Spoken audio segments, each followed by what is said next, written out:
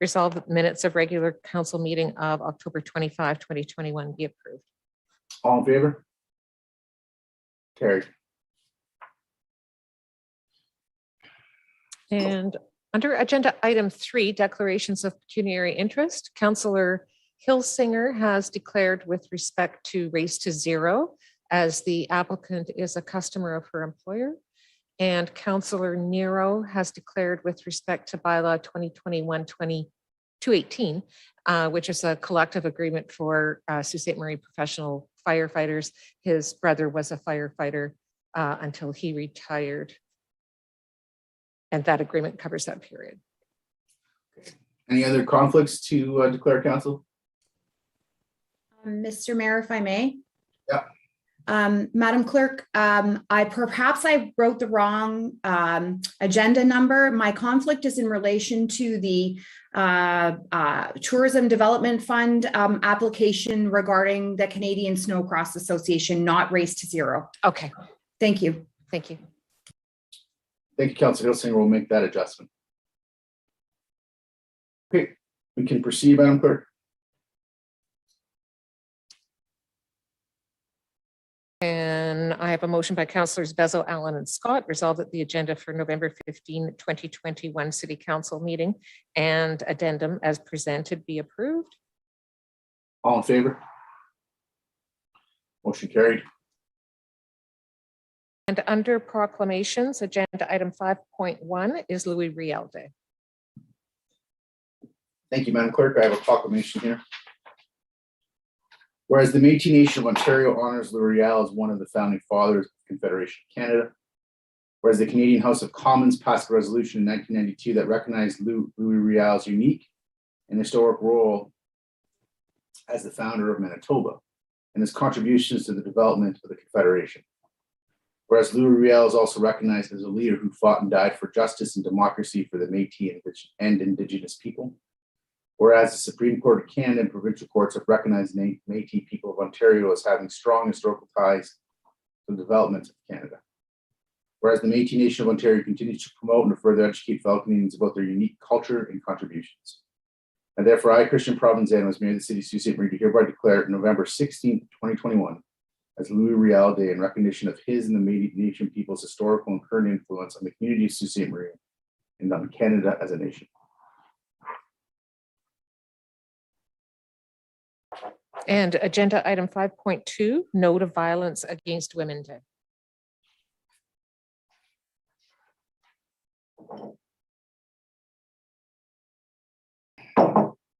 Whereas violence against women and girls continues to be the most pervasive human rights violation in a global epidemic. Whereas according to the UN, COVID-19 cases continue to strain health services, domestic violence shelters and helplines have reached capacity, and more needs to be done to prioritize addressing violence against women in the COVID-19 response and recovery efforts. Whereas the World Health Organization estimates that 1 in 3 women have experienced physical or sexual violence.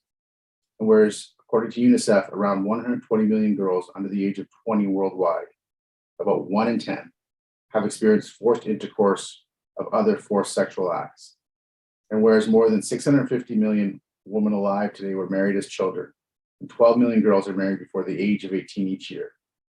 Whereas Sault International is a leading global organization of professionals with more than 28,000 members in 62 countries, working together to make gender equality a reality and eliminate violence against women and girls. And therefore, I, Christian Provenzano, as Mayor of the City of Sault Ste. Marie, do hereby proclaim November 25th, 2021 as Zonta Says No to Violence Against Women Day in the City of Sault Ste. Marie, and encourage all residents to participate in the Zonta Club's 16 days of activism from November 5th to December 10th.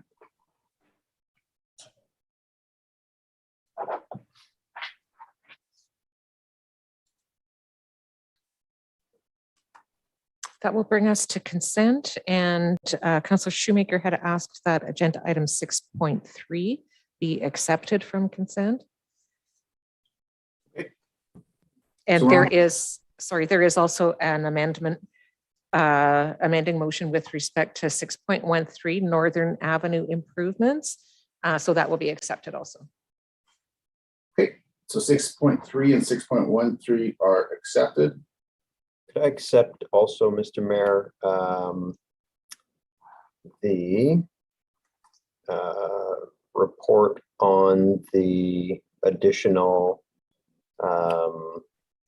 tax class. I'm trying to find the number of it, but That's early in consent. It's 6.4. 6. Yes.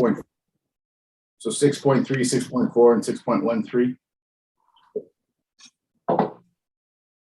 Okay, so we will start there then. Councillor Christian, you had matters on consent. Thank you, Mr. Mayor. Did you say we're pulling those, or did you say we're accepting them? They're accepted from consent, so we won't deal with them on consent. We'll deal with them after consent. Okay, thank you. Well, then let's start with 6.7, if I could. West End splashback, go ahead. Yes. So a question through you to, I guess, Brent Laming. First of all, I just try to keep the preamble short. I think this is a great idea. Support it 100% and the location. I guess my questions are the $750,000 budget.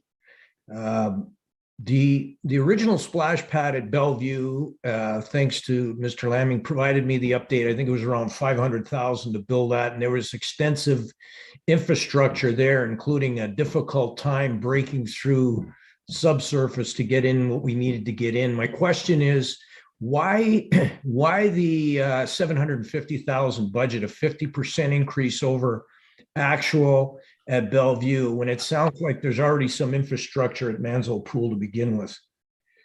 Through Mr. Mayor to Councillor Christian, the build was 550, up really close on that as opposed to the 500. We had gone through the budget with engineering and public works staff and had arrived at the 750,000. A couple of factors on that are due to the COVID impact on costs and sourcing some materials. We wanted to have a buffer to make sure that we wouldn't have to come back if it did go past that amount. So that's the reasoning for that. And the difference between the other two locations of Lennox and Elliott Park was it's essentially brand new space, can't tie into the existing utilities. So that cost efficiency of using the services already on site at Mansell is reducing that by half. Okay, thank you. Thank you. That makes sense. Now, just to be clear, is this 750 that we're budgeting for, is that going to be covered through the levy, or would that be something that we'd look at financing? Through you, Mr. Mayor to Councillor Christian, yes, this would be referred to the budget for next month for deliberation. Okay, thank you. Those are my only issues on 6.7. Anybody else in 6.7? Okay, so we'll go Nero, Bruni, then Shoemaker. Thank you, Mr. Mayor. Mr. Laming, when we talk about this new splash pad, is a consideration to make it the same as the one that's at Bellevue Park? Through you, Mr. Mayor to Councillor Nero, yeah, we base this on a very similar type structure as you would have seen in the appendix there. It's very similar to the one at Bellevue Park. Are there options to divert from that to lessen the cost, let's say? Through you, Mr. Mayor to Councillor Nero, we felt that we would like to offer the same type of offering that was at Bellevue, so that and residents in that end of the community could experience in the same fashion. But as always, we could always look to revisit to downsize. But at this point, we're recommending staff are recommending to have the same type of facility in the west end of the community. All right, thank you. Thank you, Mr. Mayor. Yeah, no problem. Councillor Nero. Sorry, Councillor Bruni. Thank you, Mr. Mayor. Question to Mr. Laming. Regarding the downsize, are you expecting the use of it be the same as the one at Bellevue Park? Through Mr. Mayor to Councillor Bruni, we're actually expecting quite good usage. We're noticing a big return of families to the area, and the pool usage has been up at Mansell Park in relation to actual Greco. So we're seeing good utilization there. It also continues to activate the space with bocce courts, playground equipment, and tennis courts, which already exist in addition to the pool. So really we'll continue to activate that space for families. Okay. Has there been any applications for grant money for this project? Through you, Mr. Mayor to Councillor Bruni, at this time, there's nothing that's on the horizon for this type of structure. As always, if there is something that comes forward, we would bring it back to council for application. Okay. And for the operating cost, it's $115,000. Bellevue Park, what's the operating cost there? Would you know, or would I check with finance? Through you, Mr. Mayor, to Councillor Bruni, the operating cost there's 100,000 per year. The difference between the 110 and the 100,000 approximately is to do. We would bring on staff earlier because the season of a splash pad is longer than a season of a pool. We start that long weekend of May, run all the way to Labor Day weekend, whereas the pools don't open up until after school's out. Okay, thank you. Thank you, Mr. Mayor. Thank you, Councilor Bruni. Councilor Shoemaker. Yeah, thank you, Mr. Mayor. Mr. Lamming, if the splash pad were to be developed there, and I think as my fellow councillors have noted, it's great report, great to see the proposal to have it in an area that's so supported by young families, and you know, the median age around there is a lot lower than the other options that were considered. If it were to be developed there, I noticed, you know, Manzo Park is kind of in the subdivision, whereas when you drive by Bellevue Park, it's right, you know, you could readily see it from the street. Would there be, would we promote the fact that there is a splash pad there to increase the knowledge and the community usage of it? Through Mr. Mayor, to Councillor Shoemaker, yes, we'd use our normal avenues with our corporate communications area to advertise, social media, website, press release, and we do our best to make sure that people on that end of the community are well aware. Wayfinding signage for folks who aren't from the Sioux, hopefully. Through you, Mr. Mayor, to Councillor Shoemaker, we'd work with the team to have the signage looked at and the best possible means to make sure that people are aware. Yeah, that'd be great. I think it's a great proposal, and I appreciate the research and the stats that went into justifying the park that it suggested to go in. Okay, anybody else on 6-7? Councilor Scott. Thank you, Mr. Mayor. My questions have been asked, but I just wanted to do a quick comment. I think this is great to see. It's a perfect location. I have a bias toward this area. I think that, as has been mentioned, it's definitely skewing younger there. A lot of young families, a lot of people that grew up there that are now raising families there. So I think this is a great location that's going to get a lot of use. And I can tell you, there's a ton of excitement from that neighborhood. I've had a lot of people reach out to me as soon as this hit the media. So happy to see it. Okay, thank you. So that's it for 6-7. Councilor Christian, and do you have anything else? Yes, I do, Mr. Mayor. 6-10 efficiency study. Through you to Ms. Cormier. I guess I'm assuming that yes or no, I guess it's going to be fairly easy to qualify for this initial study. That's not really a concern of staff at this point, the initial study costs. We should be able to source that funding. Through you, Mr. Mayor, to Councillor Christian, that is correct. Okay, thank you. So let's assume down the road, perhaps it's a little premature, but obviously we've looked at this a bit. Let's assume we do this audit, we do this study, and we want to put a retrofit program in place. Are there government programs right now that support municipalities to endeavor to implement such a program once we get beyond this initial study? Through you, Mr. Mayor, to Councillor Christian, yes, there are. The Federation of Canadian Municipalities offers a funding program to get these programs to implementation off their feet.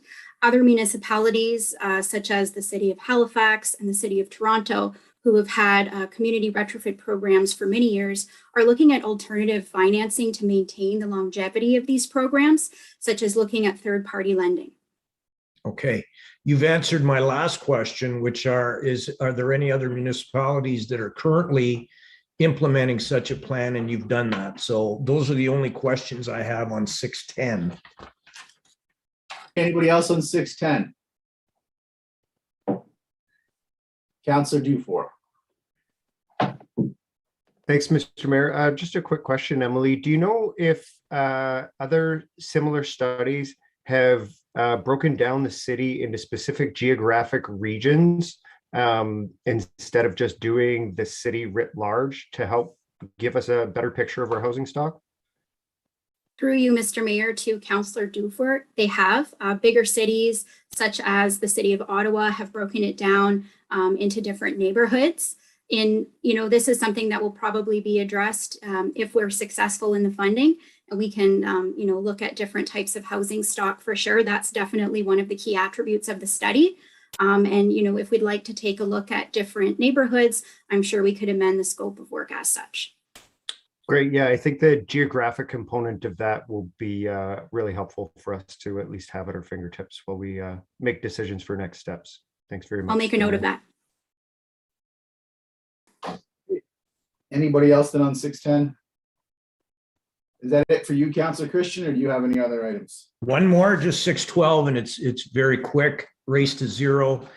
Through you to Emily Cormier again. It's a question and a suggestion. Have we given any thought to reaching out to our sister city across the bridge and perhaps getting a pledge from them as well to make it more of a regional flavor, or at least work with them to put something together so it's on the books as something that was done regionally? Through you, Mr. Mayor, to Councillor Christian. At present, outreach to our neighbors across the bridge has not occurred, but I'd be happy to do so. It is a global initiative. Other municipalities in Northern Ontario, specifically Thunder Bay, have participated. But as I said, communities across the globe have participated, and I'd be happy to outreach to them. Yeah, if you think I think personally it would make good sense, and as long as it's not an undue burden, I think it would be a good gesture and something that would show well for the region. So it's just a suggestion. Thank you. Thank you. Okay, anybody else in 612? Any other councillors have any other matters in the consent agenda? Councillor Shoemaker.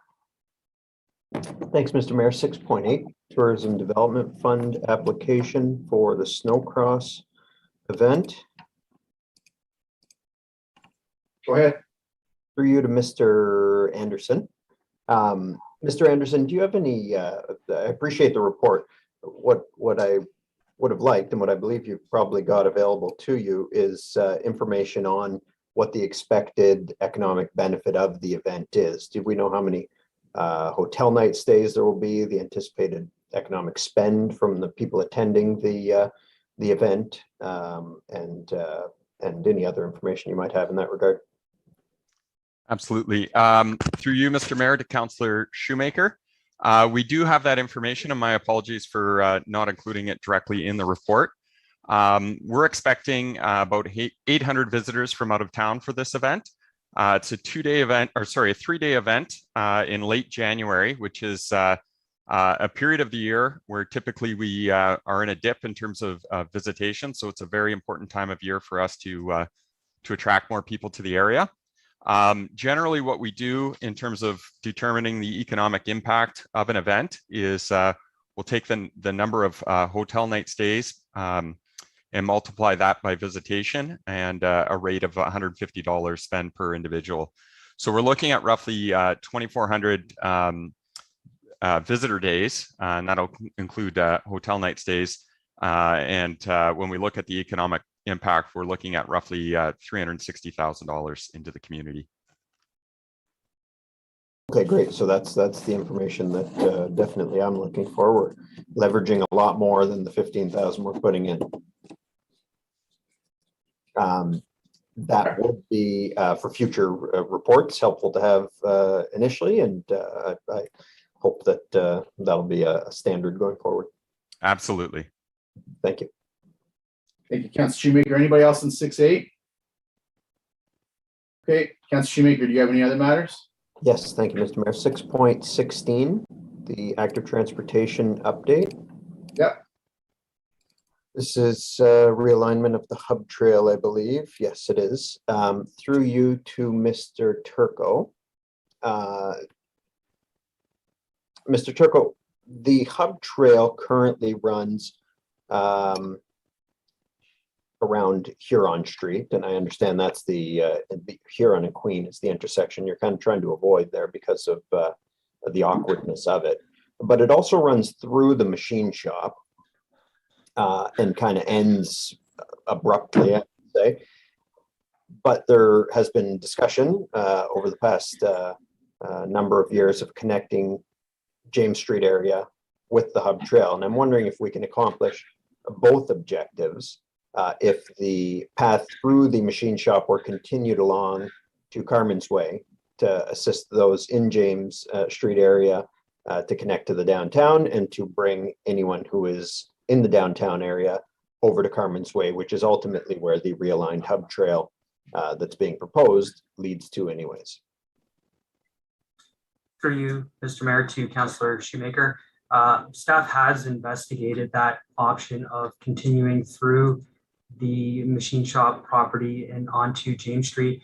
The challenge right now is a lot of those lands are fairly isolated and would require significant improvements in terms of landscaping and lighting to make a trail or to develop a trail in those lands. In addition, you have the rail crossing, which would require approval from the rail owner as well as potentially from Transport Canada. So it may be a challenge to extend the trail. It's not impossible, but that's something that we could look to in the future. In addition, we also would have to deal with the crossing of Queen Street at Carmen's Way. So there may be the need for some type of crossing mechanism like a PXO for trail users to cross Queen Street. That is something that we hope to explore further in our upcoming active transportation master plan at either the next council meeting or the following. We hope to have a recommendation to award a contract to develop a new active transportation plan for the city of Sault Ste. Marie. And this area specifically, the connection of James Street will be looked at in more detail to accommodate active transportation connection of that area. Thanks for that. With respect to a couple of things arising out of that, with respect to the crossing over the rail line that would require rail line approval, isn't it the case, correct me if I'm wrong, doesn't the hub trail, or at least until a couple months ago when the rail line was moved back, didn't the hub trail cross the rail line at Huron Street anyways? Well, through you, Mr. Mayor, to Councillor Shoemaker, the route does, the hub trail system route does cross the rail line, but it's the existing sidewalk. So to upgrade the sidewalk to a multi-use path may require some intervention at the rail crossing as well. In addition, the challenge is also sort of getting from Huron Street to Carmen's Way. And actually the challenge is really twofold. One is that intersection of Huron and Bay. It's a fairly awkward intersection for trail users. In addition, it was felt with the impending relocation of the transit terminal at Huron Street, there may be potential for conflict between the number of buses going in and out of the transit terminal and trail users. So at the end of the day, it was felt the safest and most intuitive option was to realign the hub trail using St. Mary's River Drive, Andrew Street, and then connecting over to the former Etienne Brûlé School. Okay, I appreciate that because that's what was that I think was the impetus of realigning it, was the awkwardness of that intersection. But I guess doesn't carrying it through to the machine shop avoid the Huron and Bay intersection altogether? If it were to go into the machine shop property and then at some point cross the rail line, it could avoid that intersection. That's right. Right. Okay. Well, I understand the purpose of doing this. My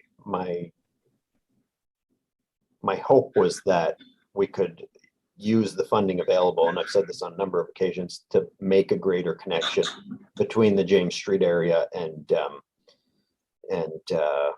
the downtown. It sounds like that's not going to happen this time, but there is money left over, 179,000 that remains available from provincial funding for trail development or cycling infrastructure development. Would that be enough to put in a spoke to connect to the James Street area, or would it be enough to at least plan a spoke to connect to the James Street area? Through you, Mr. Mayor, to Councillor Shoemaker, it won't be enough to physically construct a spoke trail to James Street. But there are a number of initiatives to sort of think about that would facilitate a future connection to James Street. One, again, is that active transportation master plan, where we hope to sort of do a more detailed analysis of how best to create a active transportation network that will connect the James Street neighborhood, both to the hub trail system, but also to the machine shop and waterfront area. The other thing that to consider is through discussions with my colleagues in engineering services, they're at the moment prioritizing PXOs for 2022, one of them being a potential PXO at Albert Street and Carmen's Way. This would create a very effective connection from the James Street area into the hub trail network. So that is another initiative to consider. I guess the long and the short of it is, it's on staff's mind about finding ways to connect that James Street area into the hub trail system and the rest of the downtown. It's just, there's a number of steps and further analysis that needs to be done to really come to a solidified decision on how best to do that. Okay. I would like to, personally, I'd like to see some investment in that connection. I think the James Street area is not thought of as one that is proximate to the waterfront, but in geographic terms, it's right there. It just needs that link. So that would be my priority in terms of future cycling infrastructure in that area.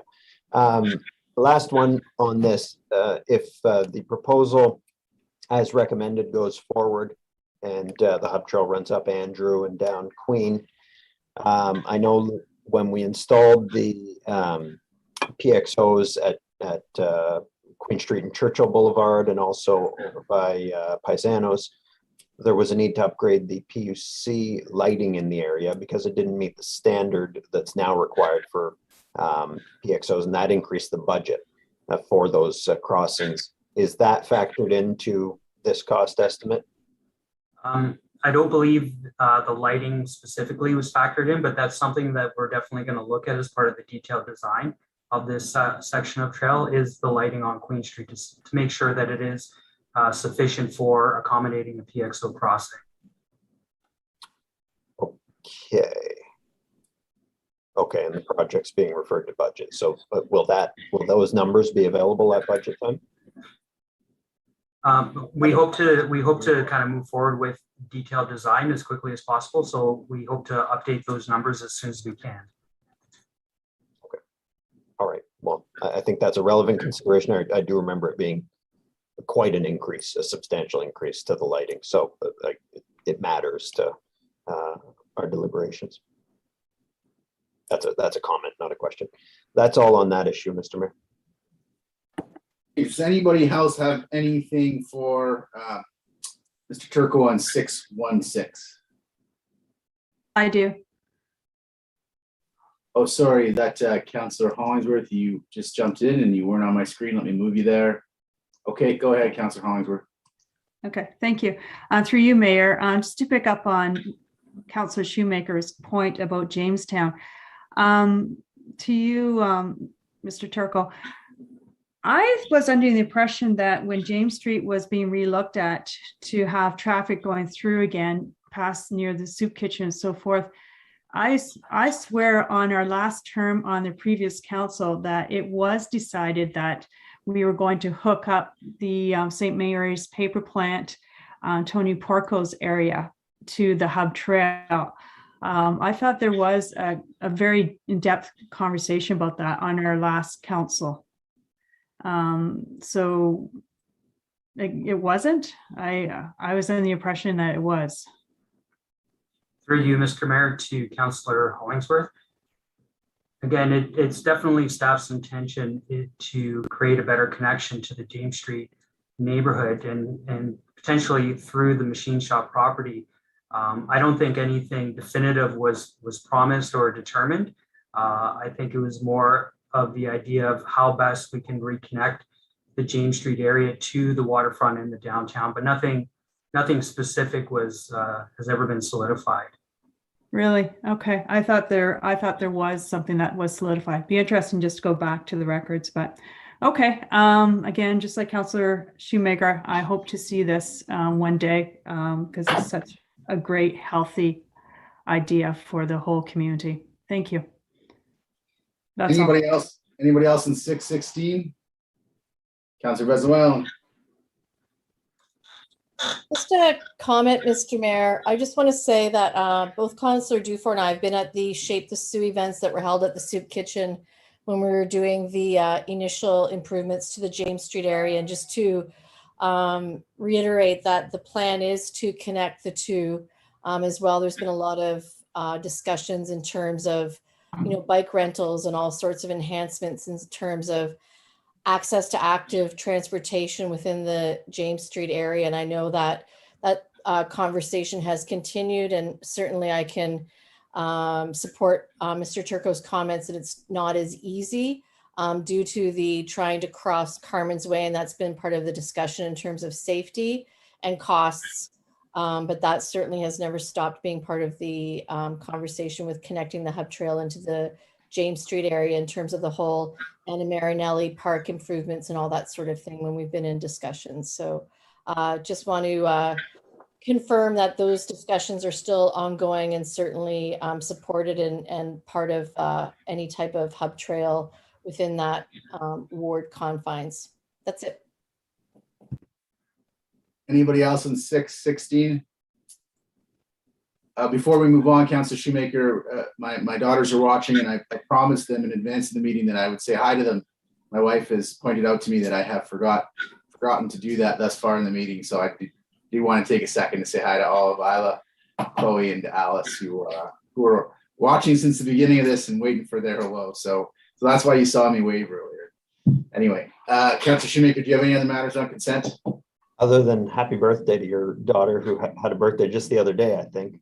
Yeah, in very close proximity to yours, Councillor Shoemaker. Yes, that's right. I've got 6.14, this additional city solicitor report. Go ahead.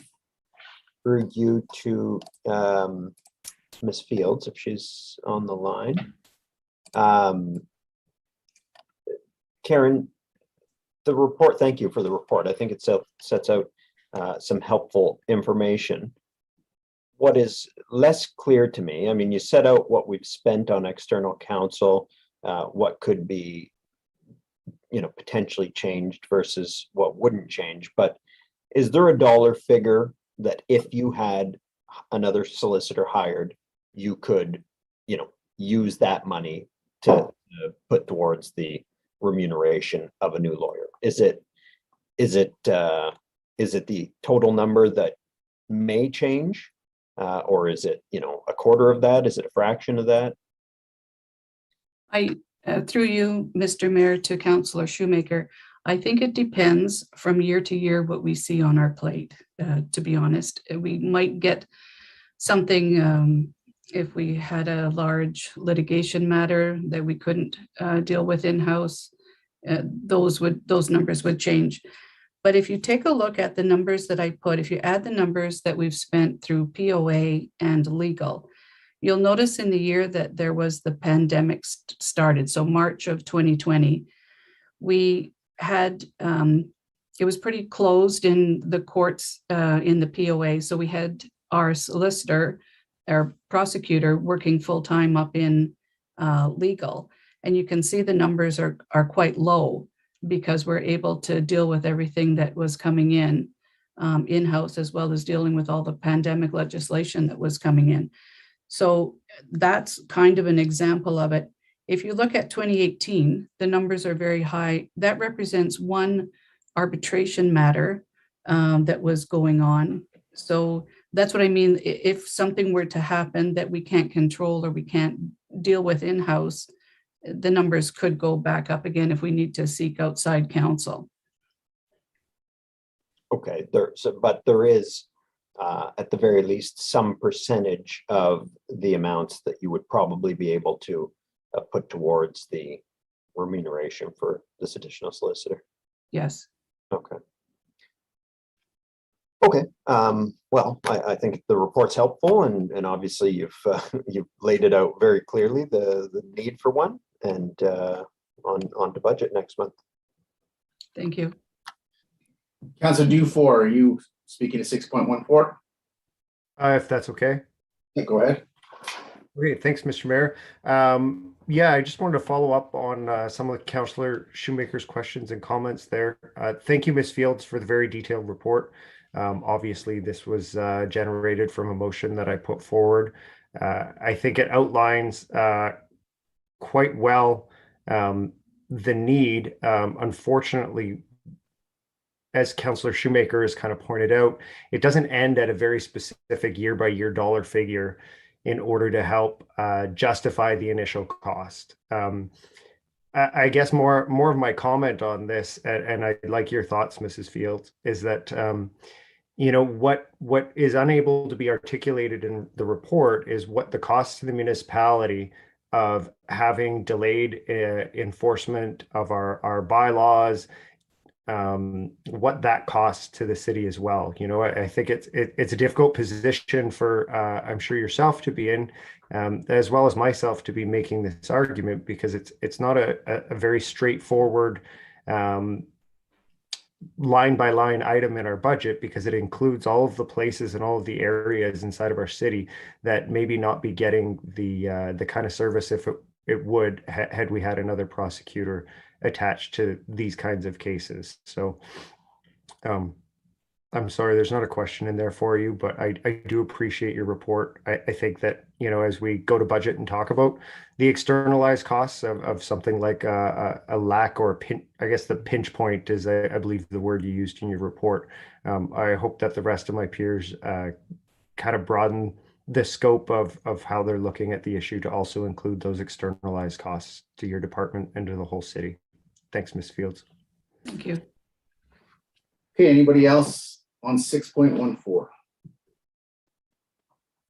Councillor Shoemaker, is that the extent of your matters? On consent, yes, thank you. Anybody else have matters left on consent? Seeing none, Madam Clerk, we could deal with the consent agenda then and move on to the three items that we accepted. Yes, I have a motion by Councillors Vezo, Allen, and Scott. Resolved that all the items listed under date November 15, 2021, agenda item 6 consent agenda, save and accept agenda items 6.3, 6.4, and 6.13 be approved as recommended. All in favor? Carried. So that brings us to 6.3. 6.3. RFP transit terminal relocation. Shall I read the motion? Yeah, go ahead. A motion by Councillors Dufour and Scott. Resolved that the report of the manager of purchasing dated November 15, 2021 be received, and the proposal submitted by Idea Inc. for the provision of engineering services transit terminal relocation with fees of $235,995 plus HST, as outlined in their proposal as submitted as required by Transit CDES, be approved.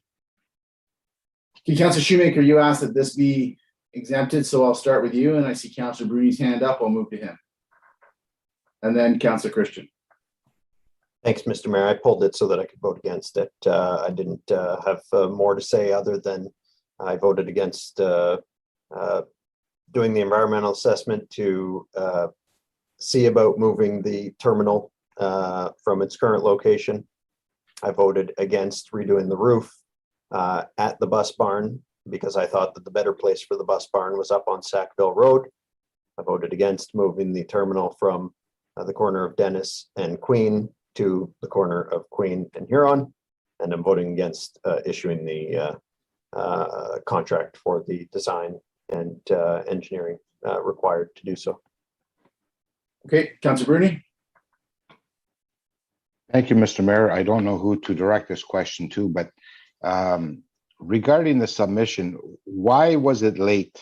And why did we accept it after the date and time?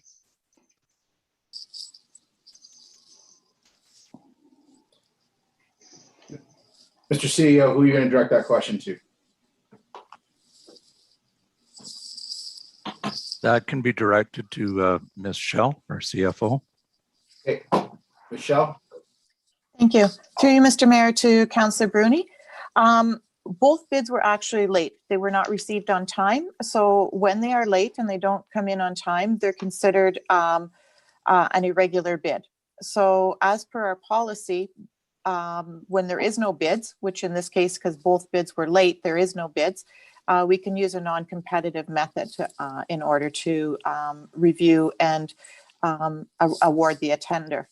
So my understanding as well is that the tenders that were received and were irregular were not opened, and there was a separate conversation. Mr. Lamming may be able to provide some more information on this as he partook in the awarding of the tender. Through Mr. Mayor, to Councillor Bruni, that's a good description provided by Michelle. So are we going to start a precedent that we will accept bids after the date and time? Shouldn't this go back out for bidding? Through you, Mr. Mayor, to Councillor Bruni, my understanding as well is that this was the second time the RFP went out. The first time we received absolutely no bids on it. And the second time this was irregular, that both of them were late. So normally when we receive an irregular bid, there's usually other bidders that are available that we can evaluate, and we did not in this circumstances. It was an odd circumstance with this one. Okay, thank you. Thank you, Mr. Mayor. Councillor Christian? Thank you, Mr. Mayor. I'm still struggling with, so this explanation, because to the viewing public and even to myself, it sounds like a meeting was held behind closed doors and a decision was made. I want to pick up on where Councillor Bruni left off and be clear that the decision we made to look at both bids, although they fail to meet the criteria of our policy, could be considered. And we're not breaking any of our own rules and not setting any precedent should any other of these bids come in late. To you, Mr. Mayor, go ahead. Well, I think the report, and maybe I read it wrong, is pretty clear that this was done in accord with our policy. Our policy allows that this decision be made. Am I stating that correctly? Yes, Mr. Mayor. Our policy specifically says if there are no bids, which there was in this case because both were irregular, so they weren't allowed, we are allowed through the policy to use the non-competitive method, which means that we can negotiate with the two parties, which was done. And again, I think Mr. Lamming might have some more information to provide on how this was done.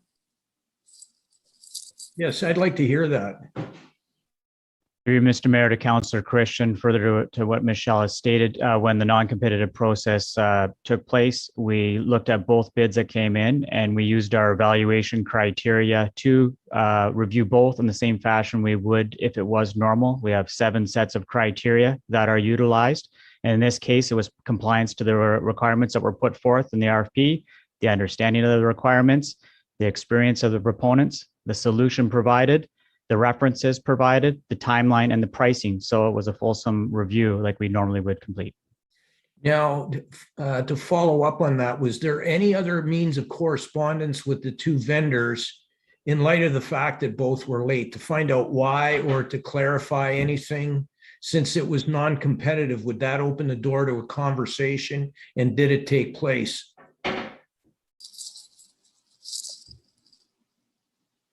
Through you, Mr. Mayor, to Councillor Christian. Again, my understanding from discussions with the manager of purchasing was that there was conversations that were had outside once the irregular bids were determined. I hate to keep throwing this back to Mr. Lamming, but he was part of the conversation and the discussion on how they move forward. And I think he can provide better information than I can at this time. But my understanding and from what I had in conversation with the manager of purchasing, this was very irregular, especially since it was the second time that this one had gone out and the first time we had absolutely no bids.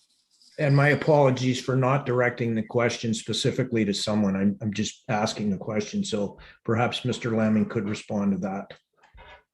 Through you, Mr. Mayor, to Councillor Christian, what Michelle stated was correct. The manager of purchasing did state to both proponents that they're both non-compliant bids and that they would be rejected as is, and that they would be treated subsequent to that process, which is allowed in the procurement bylaw, to stand on their own as a subsequent process to that. And then we still have to follow our procurement bylaw, which has the evaluation matrix as an RFP, which was done with a team of individuals and rated accordingly.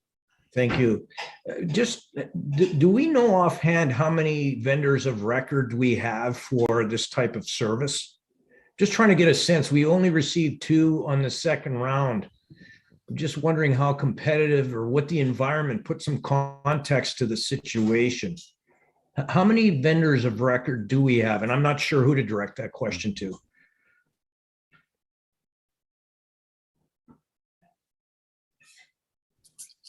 Anyone? So, Mr. Lamming, can you answer that? Through you, Mr. Mayor, to Councillor Christian, we have had fewer firms in past years, but we have upwards of at least 6 probably locally that could. We've only had interest from 2 that have come forward. Okay, thank you. I think at this point, that's the extent of my questions. Just a respectful suggestion in a situation like this. I know it was explained to some degree that we did follow procedure, perhaps a little bit more robust behind the scenes explanation, given the rarity of the situation, would have been a little easier to understand for not only ourselves, but the public in general. So just a thought. Thank you, Mr. Mayor. Thank you. Before I move on to Councillor Nero here on my list, I just want to clear. My understanding is, so you consider the bids, they didn't comply because they didn't come in on time. So the competitive process there and it's closed, and then you go into what you call an uncompetitive process. But the reality is you're applying the same matrix. Like, had those bids came in on time, you would have put them through the same paces that you put them through, even though they didn't come in on time. Is that correct? That is correct. And had those bids come in on time, the outcome would have been the same as the outcome was as it stands when the bids didn't come in on time. That is correct. You still selected the lower bid and the bid that met the criteria on the evaluation matrix in the bylaw. Correct. Okay. I think that's part of what Councillor Christian was hoping to make clear to the general public. Councillor Nero? Thank you, Mr. Mayor. I'm not sure I'm going to be able to get an answer to this question, but I'm going to ask it anyways.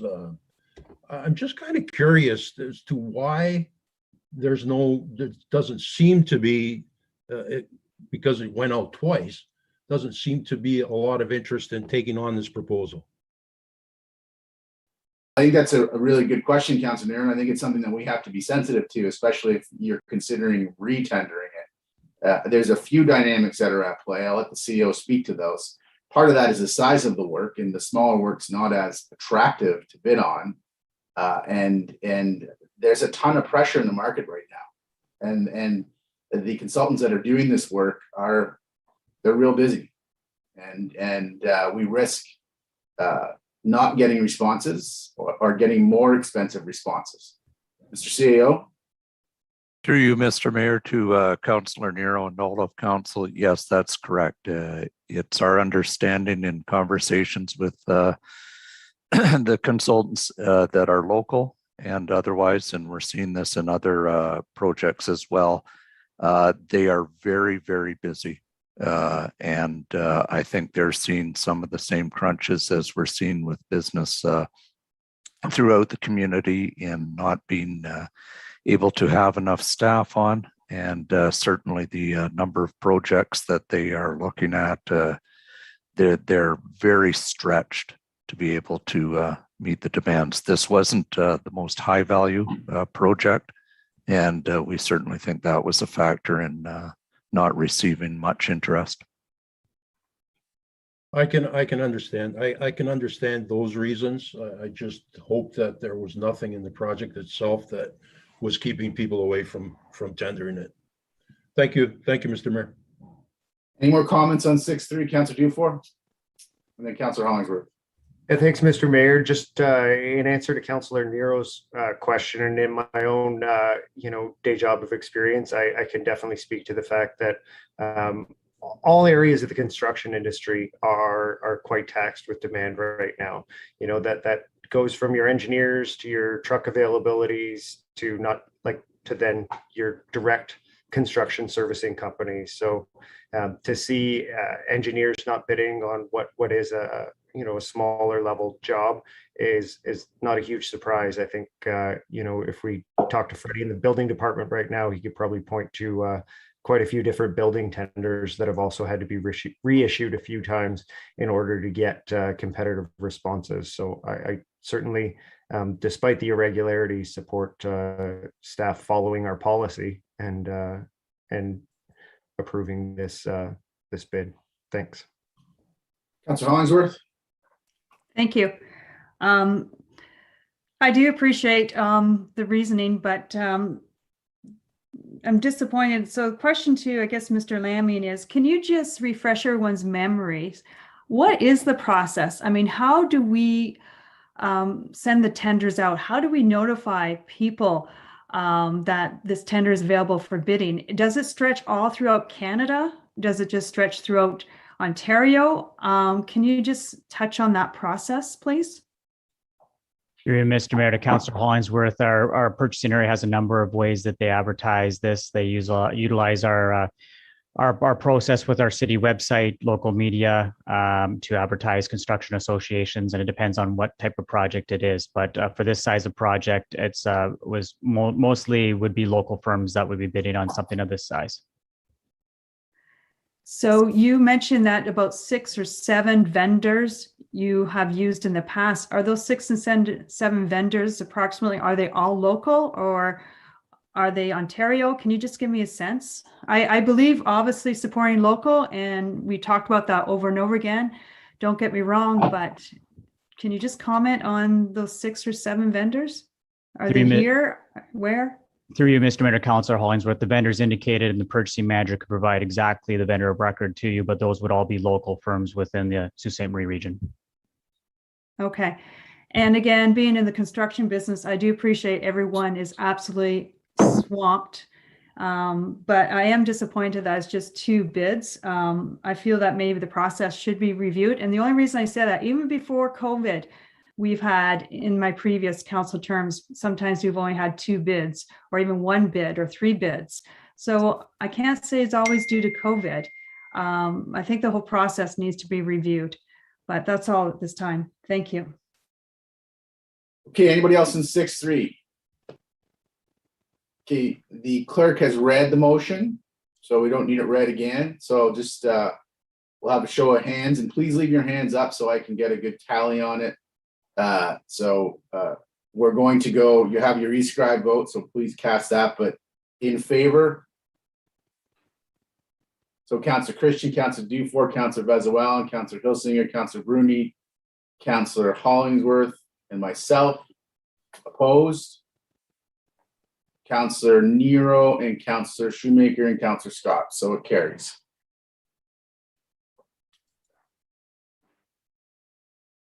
I'm sorry, how did Councillor Hollingsworth vote? I counted her in favor. In favor. Yeah, the e-scribe did not come up for me. Voting system. Okay, so I have it carried with a 7-3 vote. That would be correct. Okay. And agenda item 6.4, optional small business tax class. It's a motion by Councillors Venezuelan and Scott, resolved that the report of the Chief Financial Officer and Treasurer and Deputy CAO Community Development and Enterprise Services dated November 15, 2021, concerning optional small business tax class consultation be received, and that the optional small business subclass discount not be implemented at this time. Okay, so Councillor Shoemaker, you asked that this one also be accepted, so I'll start with you. Yes, thank you, Mr. Mayor. Through you to Michelle. Michelle, if I can kind of summarize what I understand the proposal was, you can correct me if I've got the idea wrong, but essentially downtown businesses that are part of the downtown association pay extra tax on top of their city tax to fund things that the downtown association puts on, like events and other downtown items. Am I correct about that? To you, Mr. Mayor, to Councillor Shoemaker. Yes, they are part of a business improvement area, and through the Municipal Act, the business improvement areas that are formed can levy on the businesses that are there, and they utilize those funds for such things as you've noted, for events and improving the area in which the BIA resides. So the levy or the tax that they pay on top of their regular city tax is an amount that, through this process you undertook, it was considered that perhaps the city could essentially create a new class so that they would get some of that money, not back, but they would have their city taxes reduced by an amount just about equal to what they paid to the downtown association, right? That wasn't the total premise of what we were looking at. When we did a model of the small business subclass, we really wanted to look at what our strategic goals and directions were as a city. Part of it is the downtown development. We were interested in, how it would assist. They do have additional funds that, like I said, the whole BIA area is paying into that area to help develop it as well. So we were hoping that, if we did model it, it would help offset some of that. There is a cost to doing it, as I noted in the report. And there are some significant concerns that as staff that we have about implementing it at this time as well.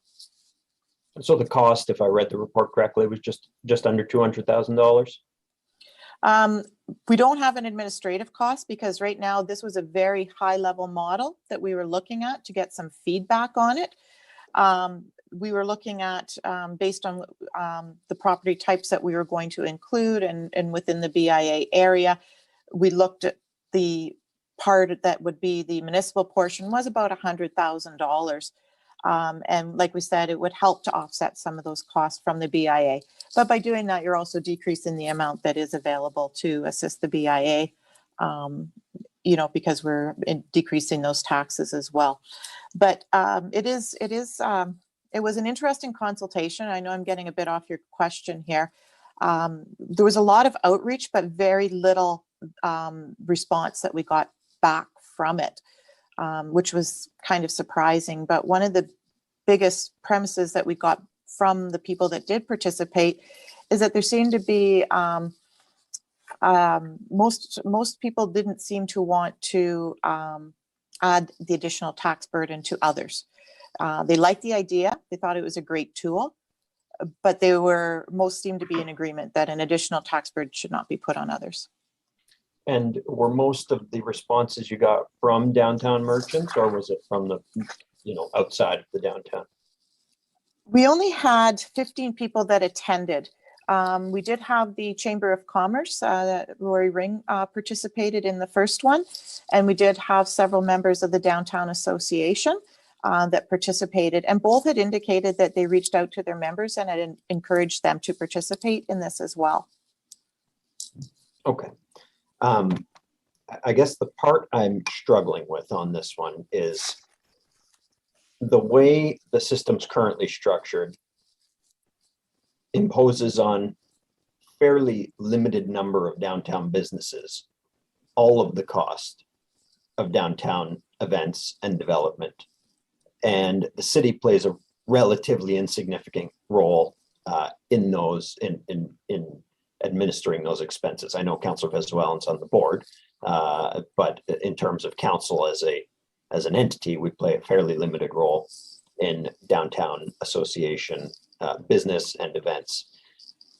But one of our objectives, as you know, is downtown development, and we have a way presented to us today of essentially putting a couple $100,000 back into the pockets of downtown merchants and spreading that cost across the whole city, if the whole city believes that downtown development is an objective that we should be, participating in or striving for. So it's not being recommended, but I struggle to square the circle of the whole community believing, or at least the whole council believing, that downtown development is something we ought to be involved in, and the fact that we are presented with this opportunity here to do something about it. And essentially we're saying, well, let's leave it as is. I see, in my opinion, two ways we could assist in this. We could either offset the downtown association's levy by creating a new subclass, which will put the money back into their pockets and allow them to hopefully reinvest that in the downtown. Or alternatively, I think that the more extreme option would be having the downtown association essentially disband and bring all of the functions of downtown development in-house at City Hall, and having a downtown advisory board, much like we do with EDC or tourism. So I think both of those essentially achieve the same result, which is to put the money of the downtown levy back into the hands of downtown merchants. But one of those is presented to us tonight, and we're turning our noses away from it. So I struggle to square those circles. To you, Mr. Mayor, to Councillor Shoemaker, I just want to caution. I mean, it is a great tool and it is recognized by staff, even through our consultation and even from the few participants that were there, but it's not necessarily suitable for every municipality. My biggest concern with this is the administrative burden of providing for this small business tax class. It's not something as simple as that it's going to be on your impact is going to manage it. The burden is put on the municipality. We have to provide a program administrator. We have to provide an arbitrator. If we use criteria, which we tried not to in our model, that's not traditional impact data, then we're looking at an application-based system, and that requires additional resources to manage as well. So my biggest fear is that the administrative costs would actually be more than the discount that we'd be providing. But as to what the city has done for the downtown, Tom Vare participated in the consultation too, and he did discuss a lot of what the city currently offers, and that might be something as well to discuss and things that we've done. And but I'm not the best one to talk about that item. Well, Councillor Shoemaker, to your points, you're creating a really strong nexus between the BIA and this tax class, right? And the creation of this tax class, from my perspective, when I thought about this and read the report, is a much broader move and involves more businesses than the current BIA does. I understand the point you're making about the BIA, but isn't that a separate issue independent of this tax class? Because if we're going to create this tax class, we might very well have an impact, not just on a number of small businesses, but on other businesses that those businesses currently share their tax class with, a lot of which are going to be outside of the current BIA. Not every business in the downtown, as you're aware, is part of that BIA, but all businesses, big and small, would be affected if we created a new tax class. So when I went through this, I really didn't see it as strongly kind of related to the issues that you're raising with BIA. And if there, in my mind, if there is something to canvas there, I think it's independent of whether or not there's a merit in creating this extra tax class or not. Yeah, I understand that it would be broader than the BIA businesses themselves that would be included in this tax class. But I do, think the point about the fact that, the BIA businesses are really the ones that are paying two amounts, the municipal portion, and then their own downtown association levy. And this is one way that we can essentially absorb the cost of downtown development into the broader community's expense line. So it's not the only way, as I noted, and maybe it goes beyond just doing that, but it is one way we can do that. And I think if we are, if we're ambitious enough to want to play a role in downtown development, this is one way we could do it. Yeah, it goes significantly beyond that. And frankly, you could absorb that without creating a tax class. you can absorb it by amortizing the cost over all of the tax classes. Yeah, you don't need to create a new tax class to take the step that you're talking about. So when I assessed this, I was looking at it, staff's recommendations on the merits only of having a new class or not, and whether this was the right time to do that.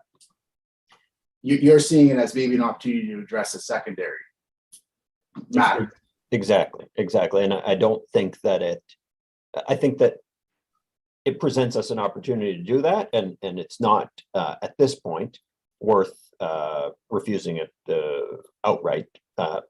My suggestion was to send it back, canvass the downtown merchants a bit more directly if it wasn't successful in doing so through the BIA, canvass them directly, and get their input on this specifically, because I think that they would have perhaps individually a bit more to say on this than as a group they had to say. So I have Councillor Hollingsworth next to my list here, so I'm gonna go to her. Thank you.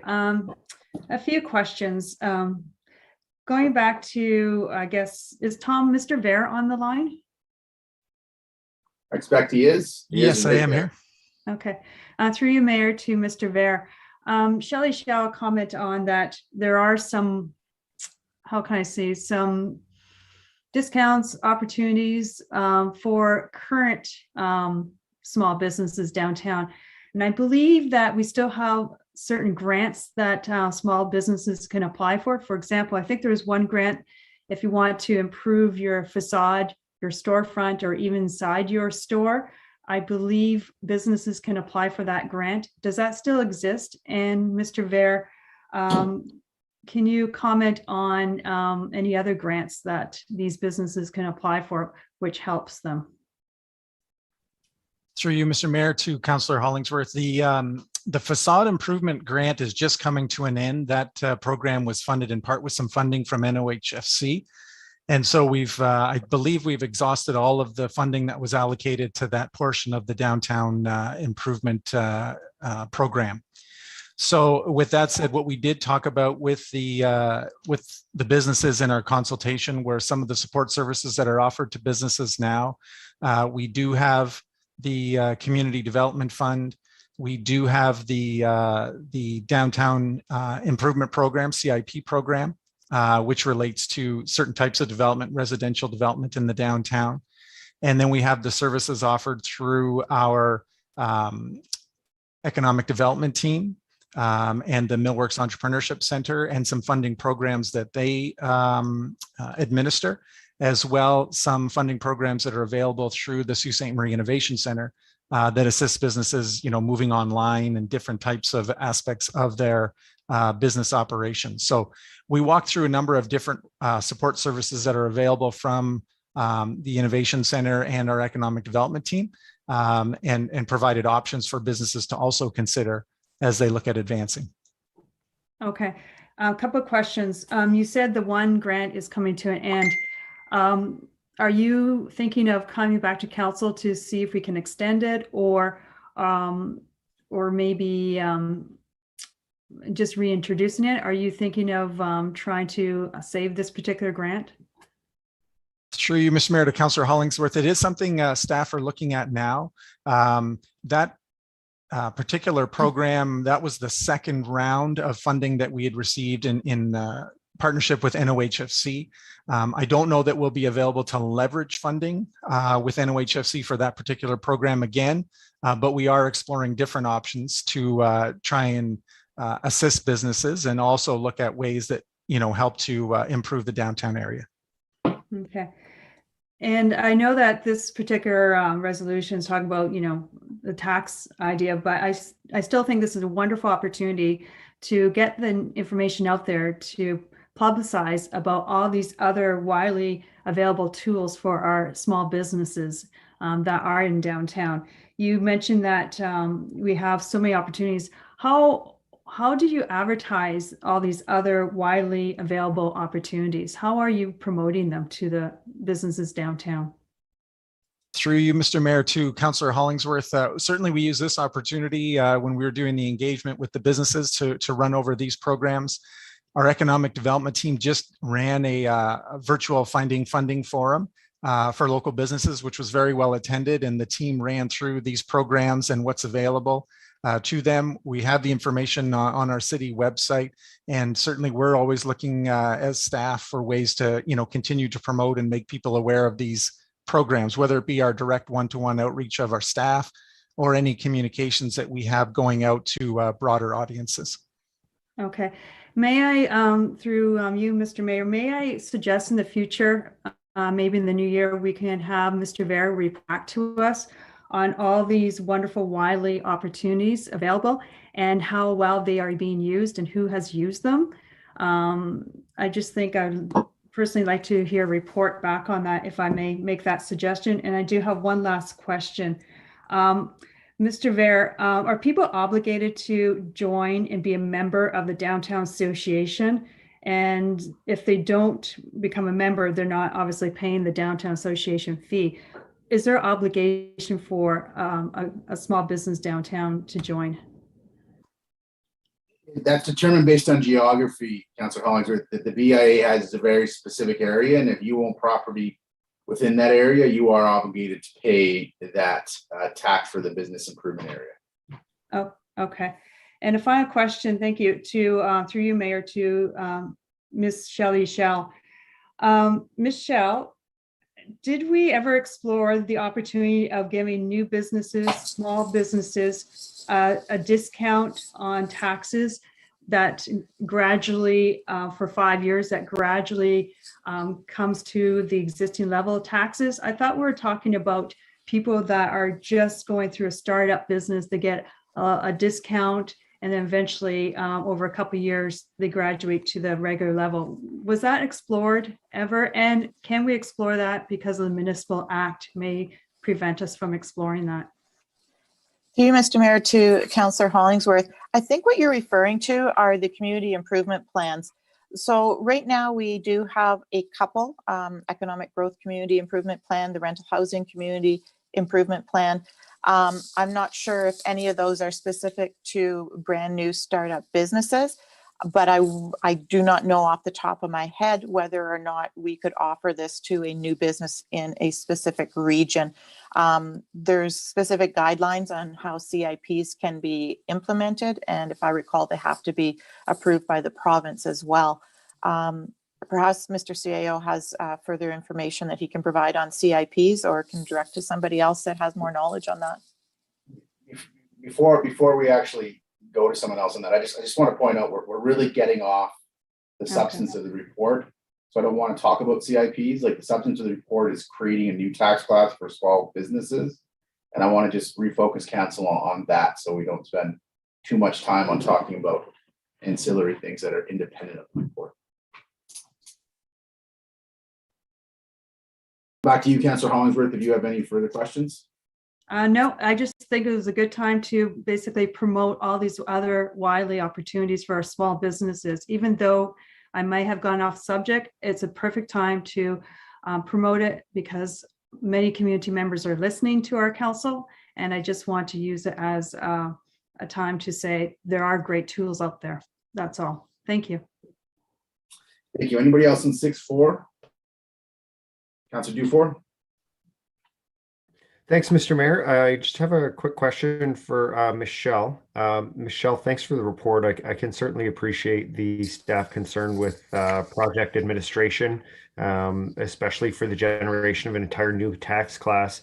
In your example, you talked about how it would affect something like the BIA.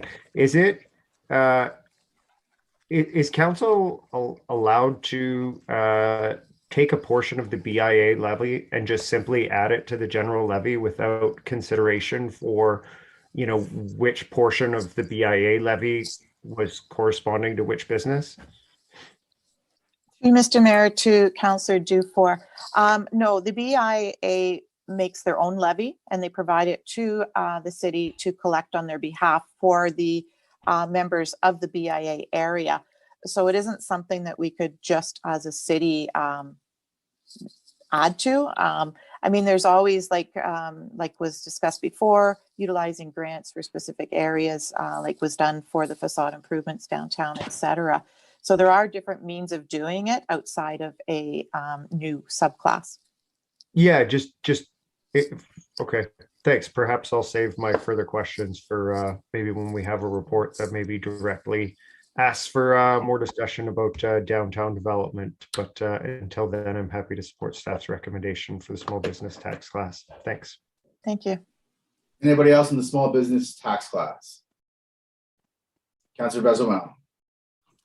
Just a comment, Mr. Mayor. I do know that the Downtown Association did promote the session for this, and there was a low turnout, which is unfortunate, but I appreciate the report from Ms. Schell.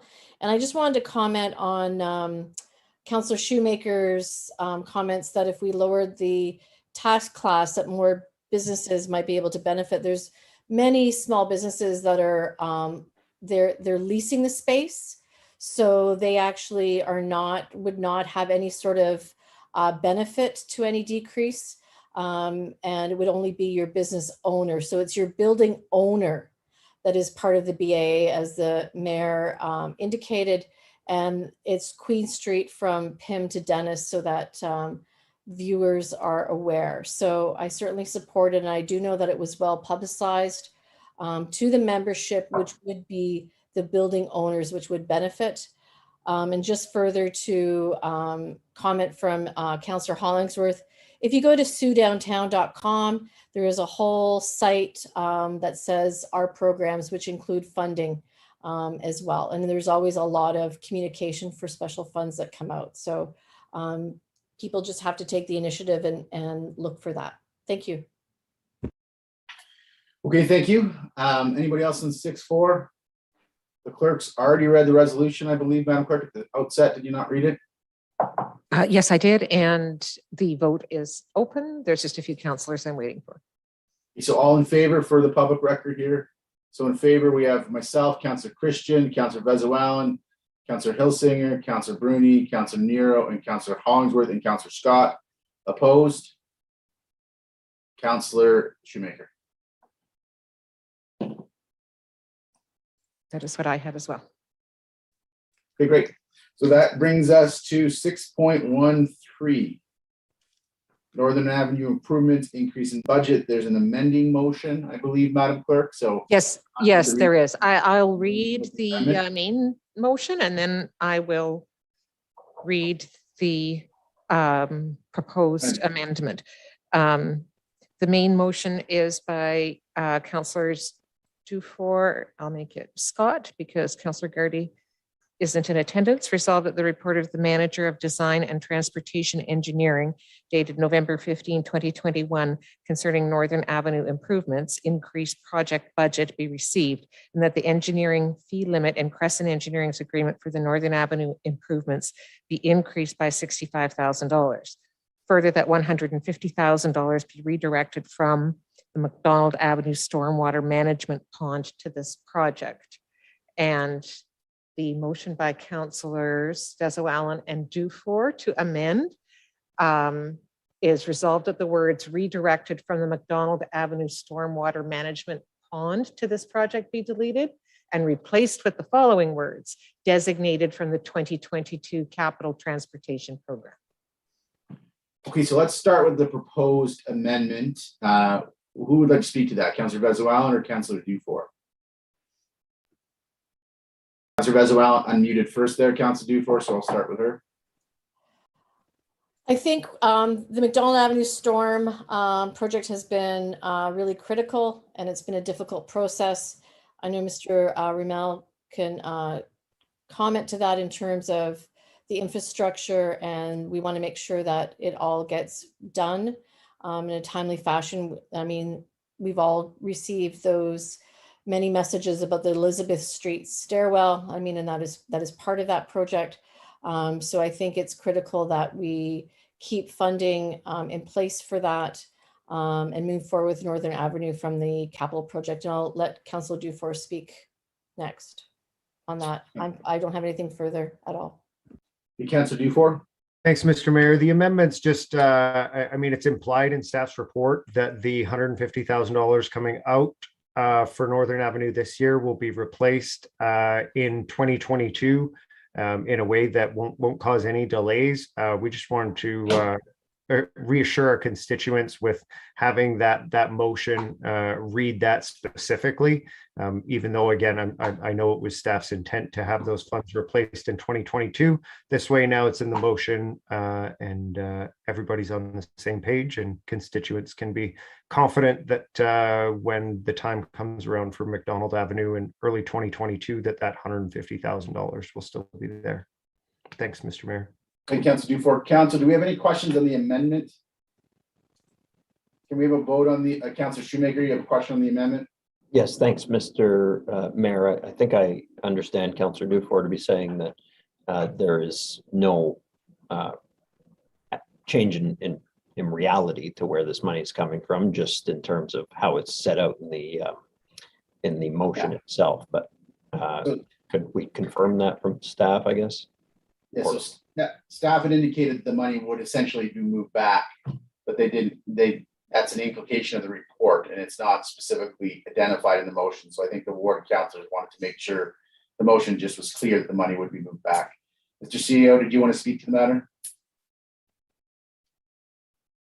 Mr. Mayor, members of council, yes, that's the correct interpretation. It does state that in the report, but doesn't state it in the resolution, as the resolution forms the permanent part of the record. The councilors wish to see that on the as part of the resolution, not just the report. Any other questions on the amendment? So if we can have a vote on the amendment, in favor of the amendment. So I have Councillor Christian, Councillor Hollingsworth, Councillor Dufour, Councillor Vezoel, Councillor Shoemaker, Councillor Hilsinger, Councillor Bruni, Councillor Nero, Councillor Scott, myself. So that passes unanimously. That brings us to the main motion. Any comments on the main motion? Councillor Dufour? Just quickly, I've spoken with engineering. They assured me that none of this will delay any of the design of the McDonald Avenue stormwater pond, which is underway currently. So thanks for good work. Councillor Hollingsworth. Just for clarification, talking about the stair case, like Councillor Van Zerwellen said, we do receive a lot of emails and calls about that. So through you, Mayor, to Mr. Elliott. So if I understand this correctly, when will the staircase be fixed? Through you, Mr. Mayor, to Councillor Hollingsworth, these are two separate projects. It's not, the stairs are not one and the same with the McDonald Avenue storm. Okay, no, just for clarification, because there was an email that was sent out and it was supposed to be looked at in the fall, but now the springtime. And since it was brought up, is it still going to be looked at and fixed?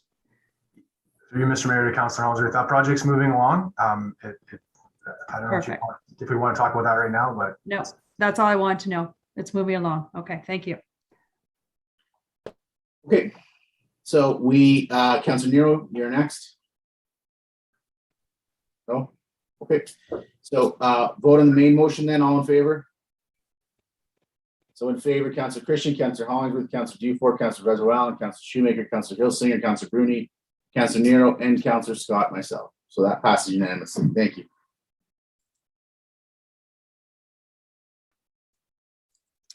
And that will bring us to agenda item 7. That's correct. 7.8.1 boards and committees review. It's a motion by Councillors Dufour and Scott.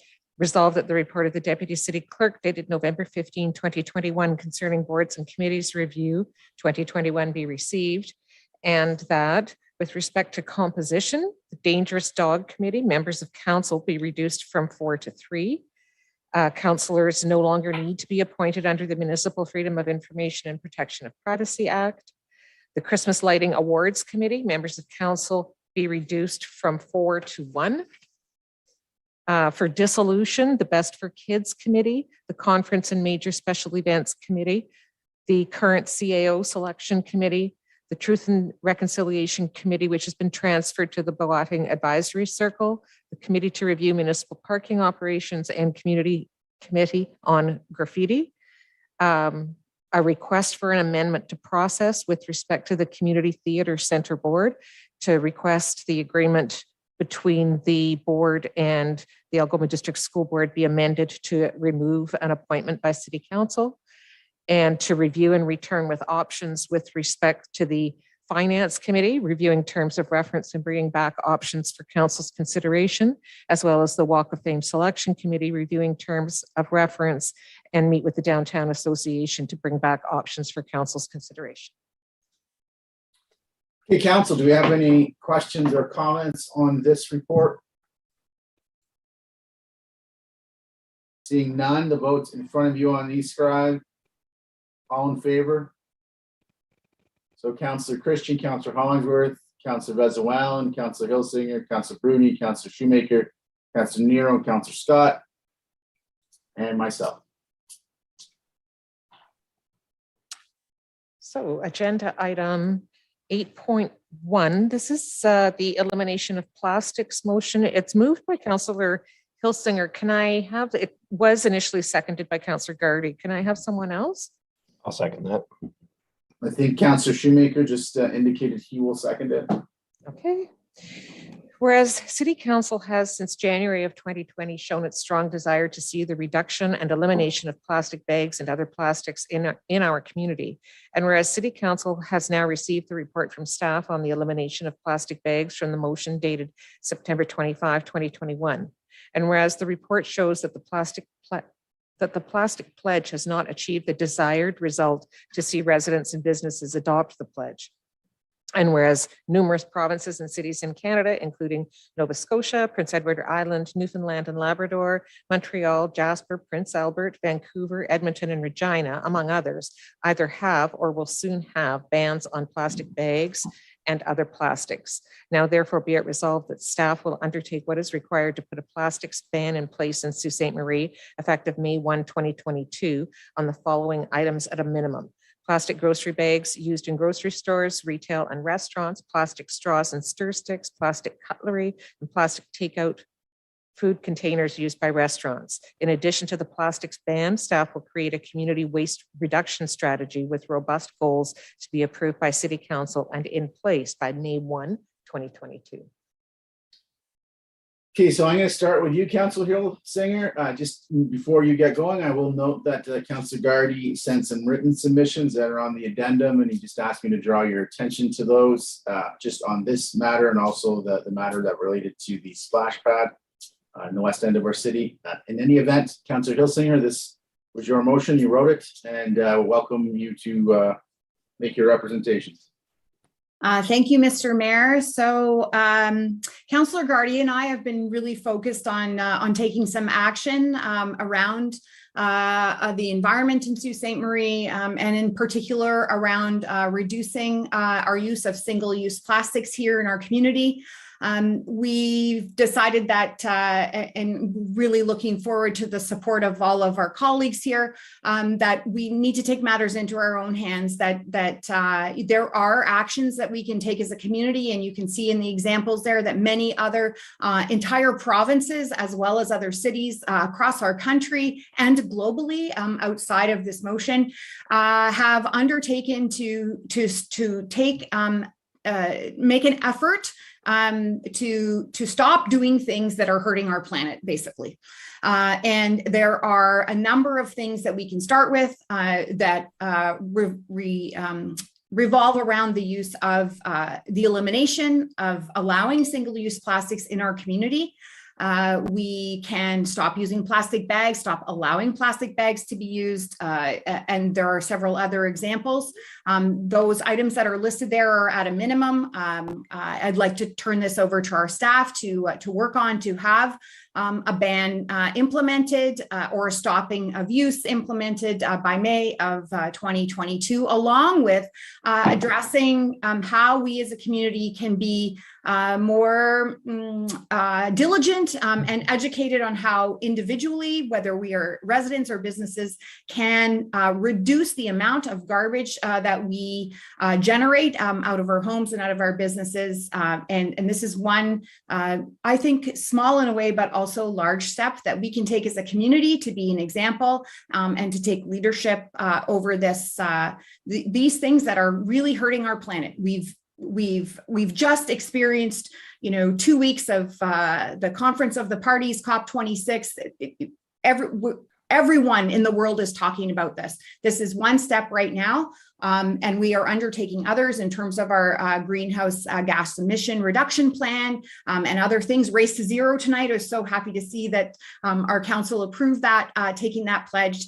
So let's just get on with it and let's start taking action and taking control over our future. Thank you. Okay, thank you. So just so councilors are aware, because a lot of your hands went up right now, I have Shoemaker, Hollingsworth, Scott, Vezo and Christian on a list. So go ahead, Councillor Shoemaker, as the seconder in Councillor Gardy's absence. Thanks, Mr. Mayor, and thanks, Councillor Hilsinger, for your remarks there. I struggled with whether or not to be able to come around to this one. I thought it was perhaps a bit far-reaching at first, but I had a great conversation with Councillor Hilsinger and with Ms. Fields today, and I'd like to ask Ms. Fields some questions through you, Mr. Mayor. Go ahead. Ms. Fields, is a single-use plastic ban legally something we're able to implement as a municipality? Through you, Mr. Mayor, to Councillor Shoemaker. So yes, we would have under the Municipal Act the ability to do that. It's not without its challenges, but we do have that authority. The only proviso is that the bylaw not conflict with any provincial or federal legislation. And since we don't have that in place yet, it wouldn't be a conflict.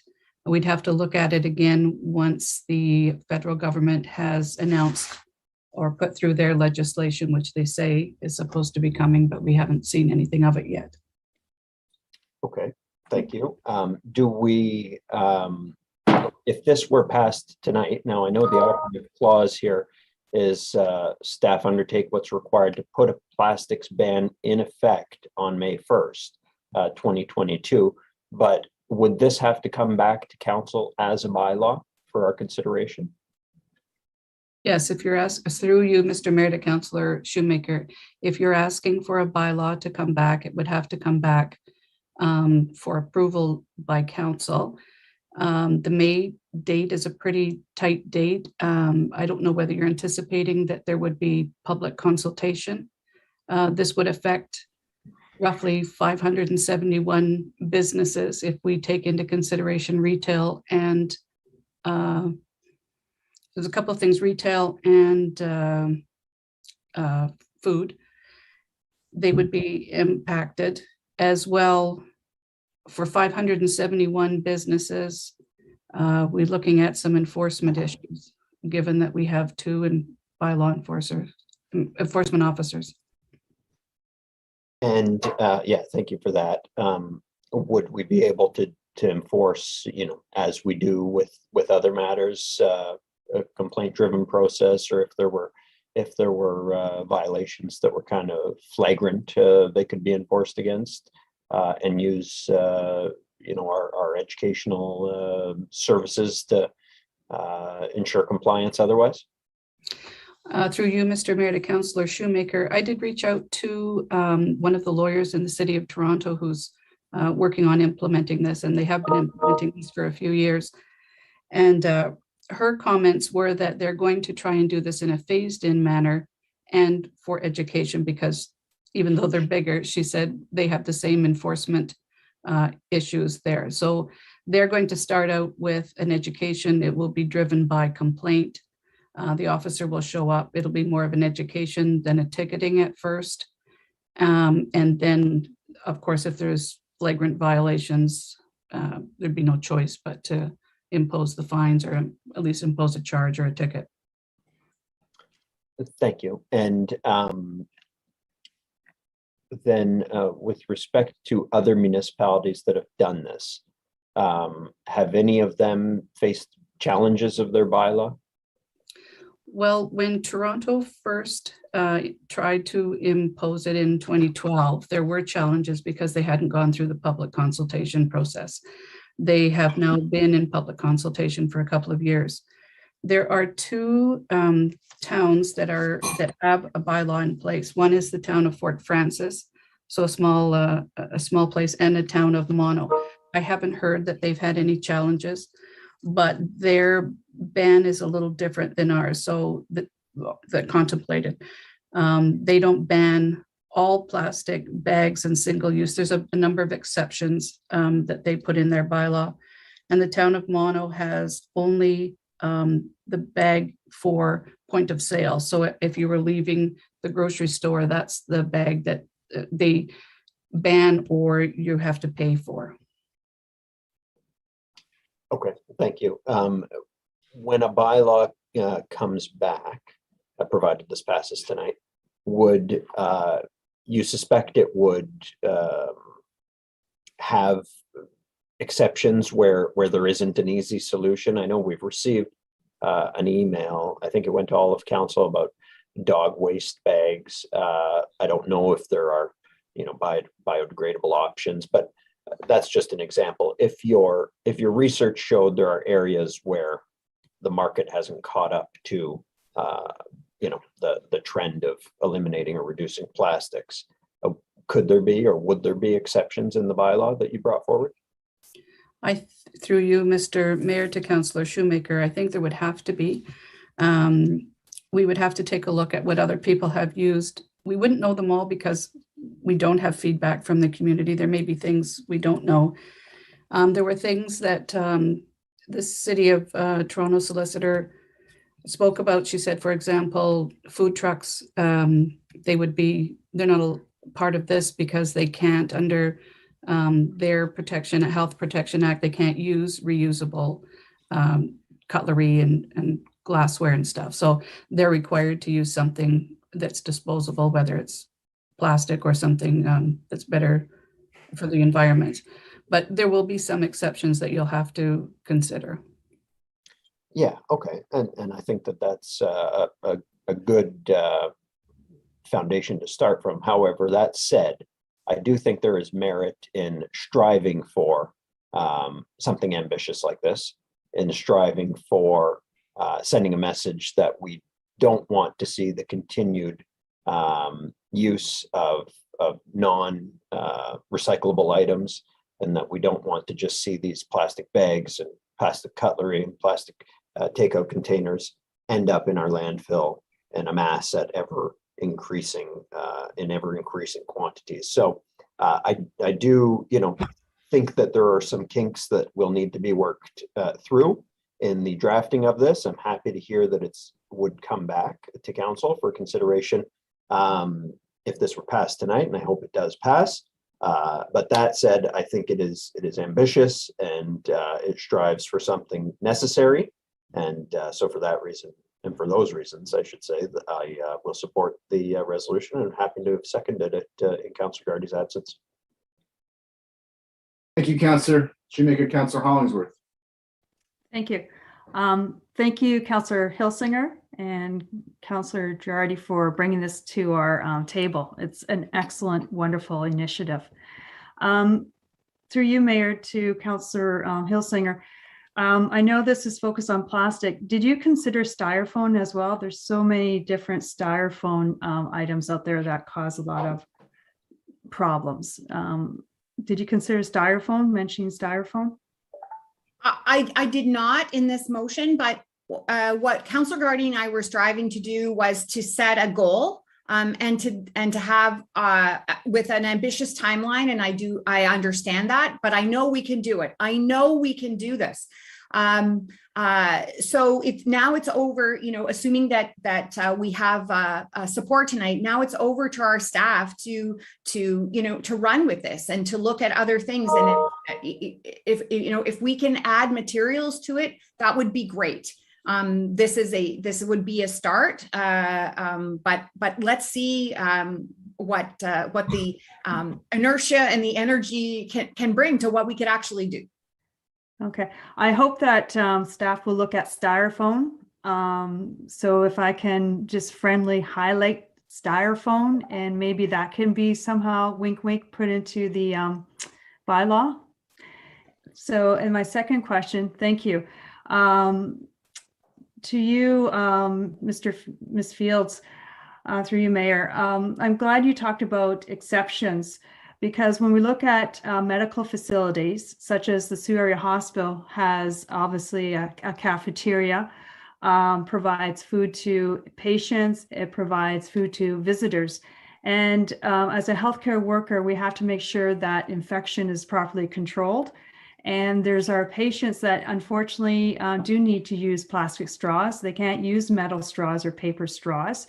So I just want to emphasize exceptions are so important. And also with regards to plastic bags, at the hospital, plastic bags are used quite often for specimens, but also for patients that are being discharged, where their valuables are put into plastic bags because it's a sanitary item. Fortunately, paper bags don't always replace some areas. So I'm glad to hear that exceptions are going to be looked at, especially when anything relates to the medical side, to prevent any potential infection, passing on viruses and so forth. And that's all. Thank you. Dr. Scott. Thank you, Mr. Mayor. Yeah, so just to kind of piggyback on what Councillor Hollingsworth was just saying, exceptions are important. I know that Fort Frances included, I think they even included the transportation of fish, something that was kind of unique, but makes sense. So I'm a little conflicted on this. I did a lot of research when it first popped up, only because it actually, there's a ton of studies out there, including one by the government of Britain, I think it was, the British Environmental Protection Agency, something like that, that said paper bags take 3 times the amount of energy to produce or 4 times, I think it is, for plastic bags. And to actually equal the amount of environmental impact, a paper bag needs to be used 3 times compared to once for a plastic bag. I get the idea. This is why I'm conflicted, because that's totally counterintuitive to anything that I've ever thought of. But the amount of carbon emissions behind producing paper bags is greater than plastic. So this is where I became a little bit, what do I do? Because this is only asking for a report back from staff, I'm definitely going to support this evening, but I do want staff to do some research on things like that, because I would hate that we would make an improper decision based on what we perceive as the proper idea, despite what some studies may say. Ultimately, every study concluded that the best bag is one that you do reuse. So I think encouraging reuse bags above all would be the best option. If we're going to eliminate plastic, hopefully that encourages people to reuse. I know that I keep bags in my car specifically for that purpose. But I do think that that's something that I wouldn't mind seeing as well. It's just, I know it's hard for one city to kind of look at that, but there's studies out there that we could include in that report. But between the exceptions and just some of the other environmental impacts of alternatives, I think that those are important things to include in the report back. And I just wanted to make sure that we get those included. But I'm definitely supportive of this. I'd like to see what staff brings back. And I think encouraging reusable above all else would be the idea. And I see Councillor Hilsinger nodding, so I think that was her intent as well. It's just, it was shocking to me to see. I wasn't expecting that from paper bags, but yeah, definitely has my support this evening. Thank you. For clarity, Councillor Scott, it's not asking for a report back. It is moving to ban single-use plastics, but the bylaw to do so will have to be returned to us. So okay, so another vote on it. But would we have an option to vote on the bylaw? Pardon me? We'd have the option to vote on the bylaw then? Yeah. Subsequent? Okay, then that's fine. Staff wouldn't be able to effectively ban plastics without a legal process in place to do that. So yeah, this resolution essentially directs staff to come back with that bylaw that would in fact ban them. So it's not simply a report back to us. We're telling them to bring a bylaw back, which in effect would ban single-use plastics, subject to the limitations that staff works on.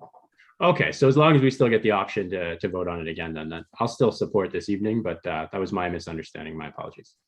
Yeah, you will have to vote on the bylaw, and you could vote whatever way you see fit on that. Okay, so we have Councillor Venezuelan then next. Thank you. Through you, Mr. Mayor. First question to Ms. Fields, and then I will give a comment to Councillor Hilsinger. So Ms. Fields, in the when you are looking at the bylaw, I think one important component to take a look at would be soup kitchens and nonprofits. So we're definitely looking at the reality that having compostable or more eco-friendly packaging is extremely, extremely expensive. And I think we need to have just a reality check that in terms of serving our vulnerable in our community, that unfortunately plastic is possibly something that I don't think we can dictate to them. I don't think it's being a good way for us that could really hinder their ability to service. So if that could be a consideration in terms of this bylaw, I think that's really critical. And I also just want to congratulate Councillor Hilsinger and Councillor Gardy, and obviously Councillor Shoemaker came in. I struggled with this as well, just due to the cost of alternatives and the ability for small business and nonprofits to do that. So I really would like to see public consultations, and especially looking in terms of what could be done out there for alternatives. I don't think paper is the alternative. I've already done all that kind of research, but also keeping in mind that a grocery store cannot have an inventory of used plastic per se, recycled plastic. You can't do that according to Algoma Public Health. So I think there definitely needs to be Algoma Public Health involved with this. There needs to be Clean North involved with this. And also when you're looking at your soup kitchens and things like that, really needs to be important, including the BIA as well, because if we're looking at banning plastic, then we need to look at how we can provide affordable alternatives to the general public and to our small business. But I will support this. I do think it is important, but I also think we need to have some exceptions because some of those alternatives just are not within the reach of budgets, especially when we're looking at our soup kitchens. Thank you, Councillor Bezelwell. Councillor Christian. Thank you, Mr. Mayor. I'm not going to repeat the point that we need to have alternatives. That's been stated several times. I have no problem supporting this at all. I congratulate the authors in this. I did tell them last meeting that public consultation and transparency are important, and that's coming out loud and clear. We need public input. I certainly do not want to hold up this plan when it comes to us because of individuals who rightfully so cannot afford it. We shouldn't make a decision based on that. I agree with Councillor Bezelwell that we need to have affordable options, but we need public input. And I'm saying this to the public. If you have something to say about this, when we put together our task force or whichever way we're going to go about structuring this plan, that if there's an opportunity to provide input, do so. This is a very important issue to the community. We all have to be part of the solution. That means you have to be part of the process. I certainly would be very disappointed if the opportunities presented, we implement something, and then we hear 3 weeks after it's been implemented, somebody just found out that we have a plastics prohibition in place. So if an opportunity presents itself to provide input, please do so. Thank you. Okay, thank you, Councillor Christian. Next, I have Councillor Dufour. Thanks, Mr. Mayor. I mostly have comments. I've spent a lot of time having really good conversations with Councillor Hilsinger about this issue. I appreciate her and Councillor Gardy's passion very much. And, you know, as an avid outdoorsman and a citizen of this city, I can certainly agree that reduction in plastic pollution is what we want to do and where we want to go. That said, I do have some specific concerns about both the timing and the scope of this resolution. And most of my concerns, Mr. Mayor, center around the issue of resourcing and enforcement. You know, as everyone around this table is probably well aware, I've made a close habit of following building and bylaw enforcement and the various legal issues that have come out of that. And, you know, it's hard for me to not take that lens and look at things like the shopping cart bylaw or the plastic ban bylaw and just see, in my opinion, us adding bylaws to a system that doesn't necessarily have the resources to adequately enforce them. And more importantly, you know, when it addresses things like a single-use plastic ban, my concern and my fear that I do feel is, you know, well-founded is that internal resources are directed away from those core municipal functions of ensuring the enforcement of our building and bylaws on buildings, and they're shifted away towards something that you know, while still is important, I don't think is as critical to our core municipal function and our core municipal tax base as plastic bags are. So you know, I think that it's pretty clear to me around this table it does have a widespread support enough to pass it. I guess I would just caution and encourage all of you that, you know, this is a great example of if we want to add something, if we want to do something for our city, we need to have the staff resources in place to do that. So we need to have, we still have the lowest complement of bylaw enforcement officers in Northern Ontario. We just had a report about how badly our legal department is telling us they need resources just to do what we have set for them up to this point today. So now if tomorrow they also have a single-use plastic ban to deal with, then again, we're detracting from the resources of work that is still really, really important. You know, it took legal a whole year to get us a new property standards bylaw that we've just had in place for, you know, 4 months. The first building that we were able to deal with under that bylaw just came down last week. So I would just really encourage everyone to keep in mind the level of resources that we're putting towards these things and to not lose sight of that core municipal function to ensure that our city is well kept and well maintained. So those are my thoughts. Thank you, Mr. Mayor. Thank you, Councilor Dufour. Councilor Nero. Thank you, Mr. Mayor. Ms. Fields, what would your response be to the phrase that staff undertake what is required to put the ban in place? Are we actually looking at public consultation, a task force? What's your view on this?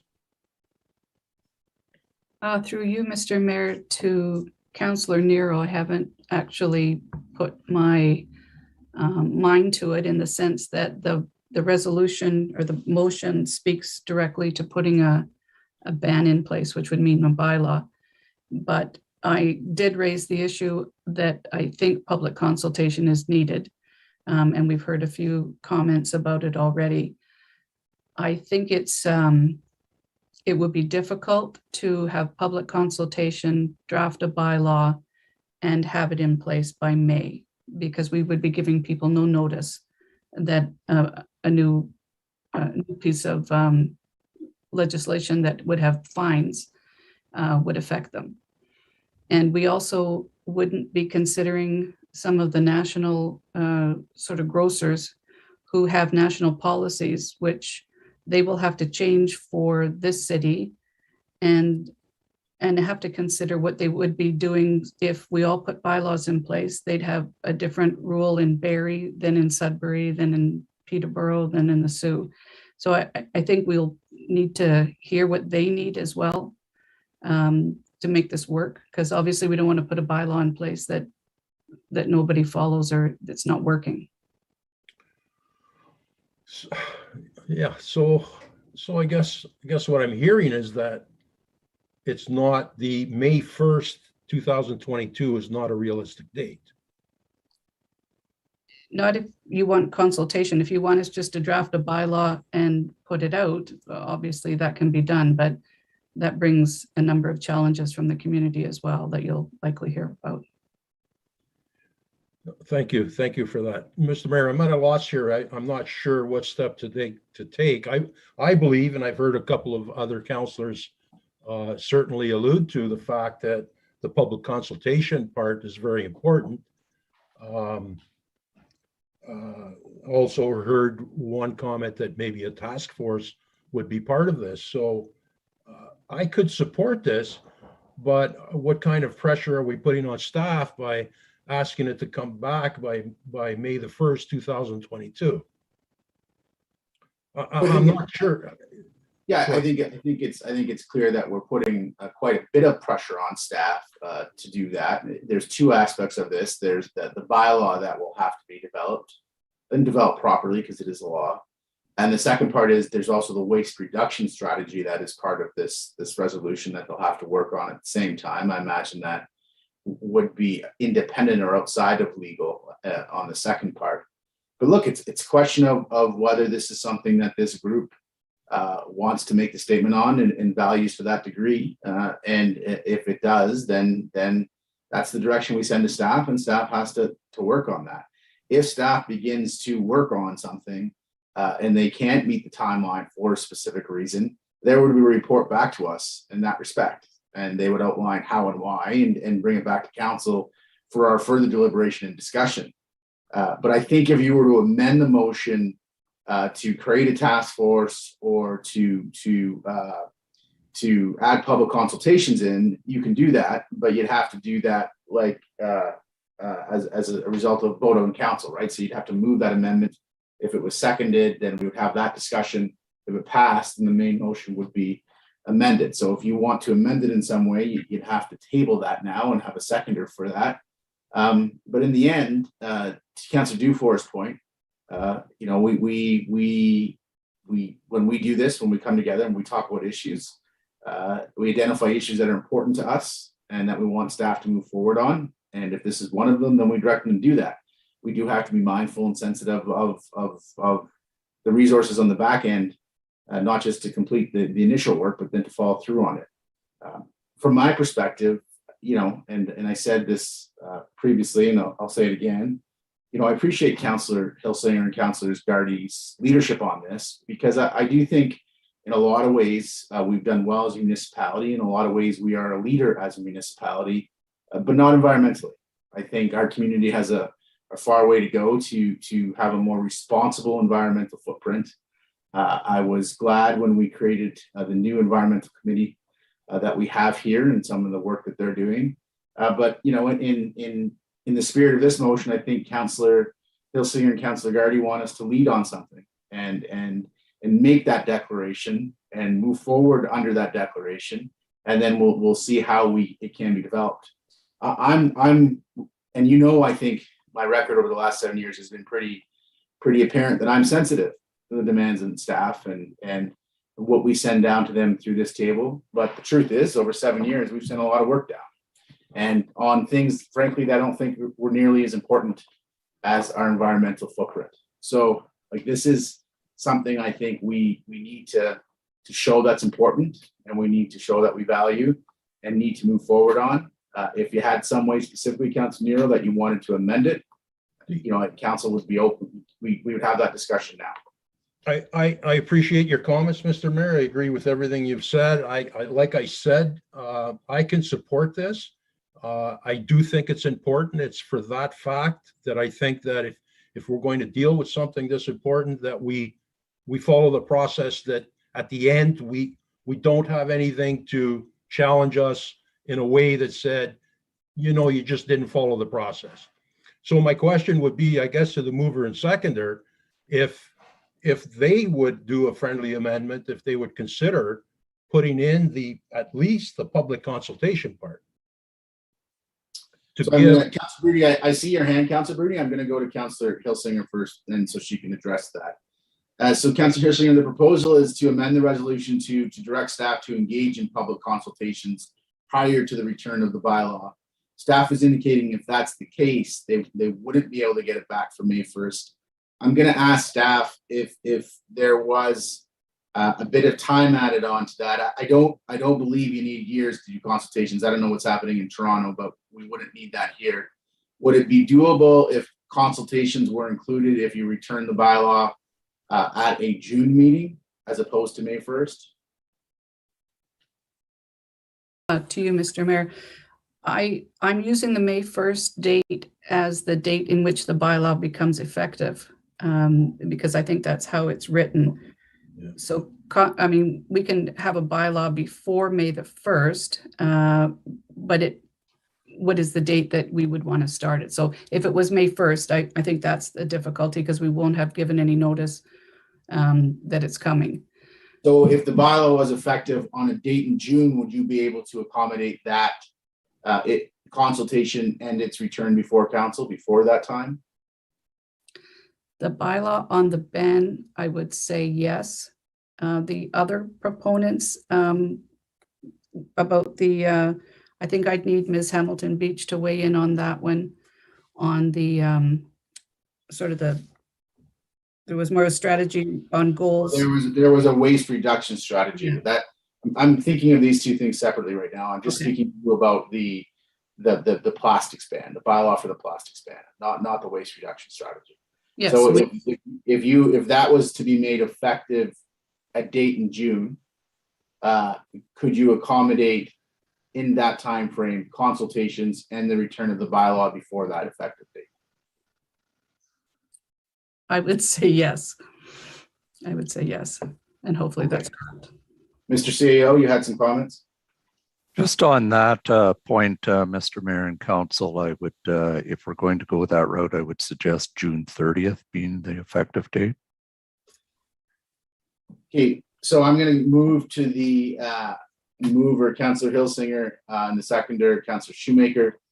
Would you consider it friendly to amend the motion to have an effective date of June 30th and to include an element where staff had to engage in public consultations? Let's make it July 1st, Canada Day. Oh, I'm of two minds on that. I think that You got to pick one mind right now. I know. What I wanted to say was we tried really hard not to say how to do it, but just to say what we wanted to see happen. And so, I would be happy with July 1st if Councillor Shoemaker is happy with July 1st and Councillor Gardy's not here, obviously. But is it also reasonable to let staff take this away? I just want it to happen.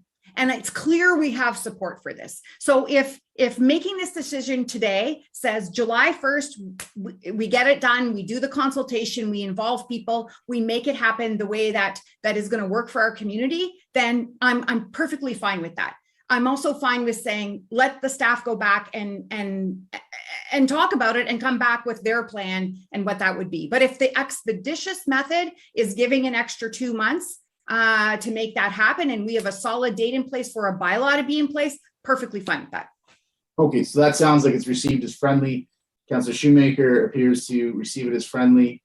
Madam Clerk, so we would need to adjust the wording so that the effective date is I think July 1st. And although it's Mr. Mayor, I've amended both of those dates to July 1, 2022 and added the words with public consultation to take place prior to a bylaw coming forward. Okay, Councillor Nero, does that address your concerns?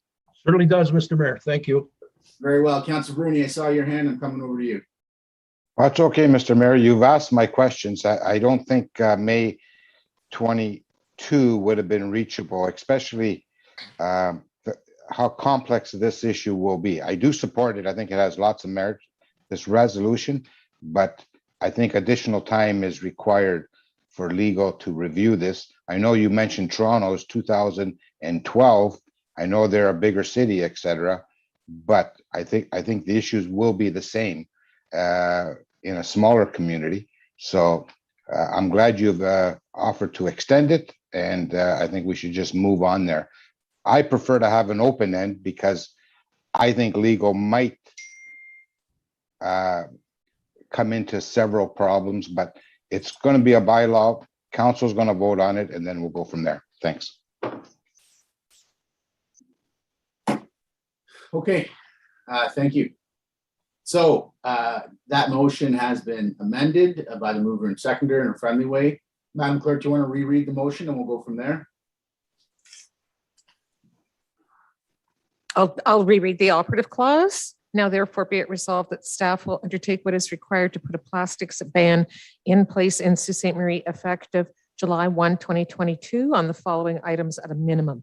plastic grocery bags used in grocery stores, retail and restaurants, plastic straws and stir sticks, plastic cutlery, and plastic takeout food containers used by restaurants. In addition to the plastics ban, staff will create a community waste reduction strategy with robust goals to be approved by City Council and in place by July 1, 2022, with public consultation to take place prior to a bylaw coming forward.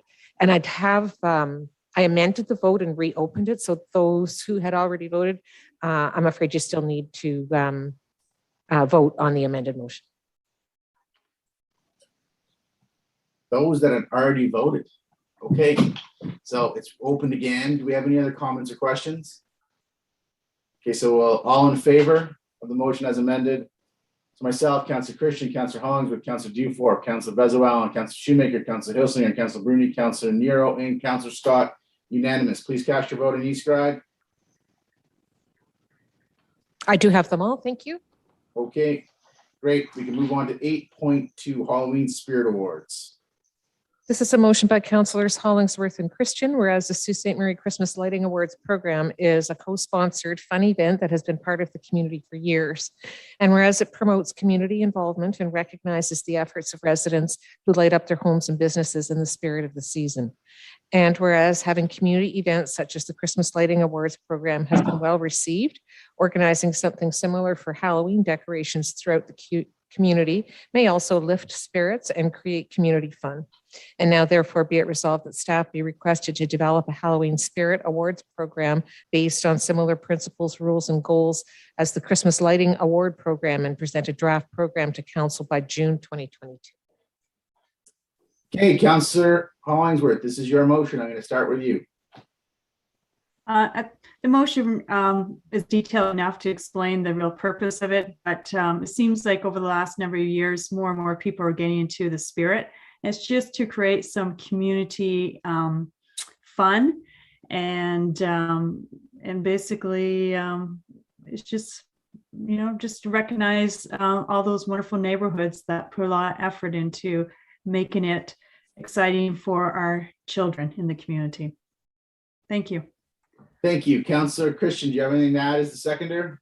No, just, it really is for the children and we've gone through a tough period. So if we could manage it, I think it's just one more thing that children can look forward to. And if we could help them with that, that's great. Okay. Any questions on this, council? All in favor? Carried unanimously.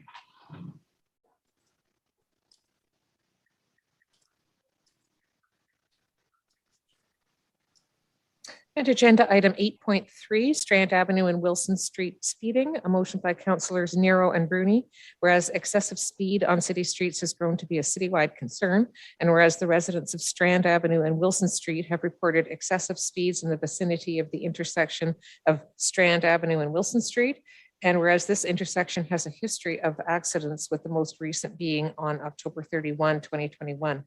And whereas City Council has already approved a motion requesting city staff report back on ways to address excessive speeds citywide, now therefore be it resolved that the manager of design and transportation engineering review the intersection of Strand Avenue and Wilson Street regarding any changes that should be made to the present traffic controls at that intersection and report back to council. Okay, so Councillor Nero, did you want to speak to this? Just very briefly, Mr. Mayor, thank you. I think the resolution, the motion is quite clear. The intersection has a history of accidents, and with the increasing problem of speeding which is a citywide issue, I believe it's time we take a look at traffic controls at that intersection. Thanks. Councillor Bruni. No, Councillor Nero spoke on this, and I totally agree. Thanks. Okay. Anything from any of the remainder councillors on this matter? Seeing none, all in favor? Resolution is supported unanimously.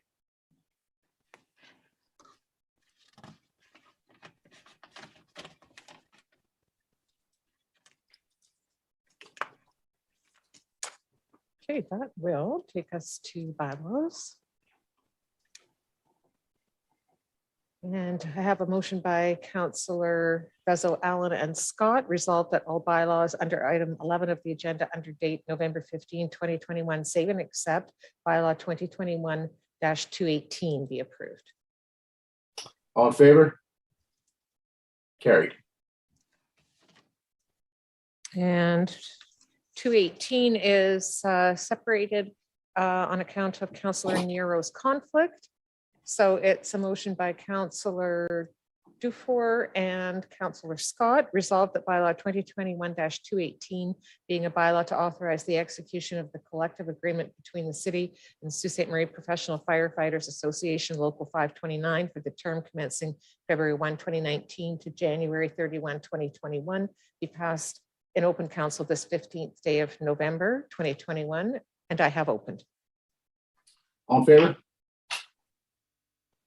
Motion carried.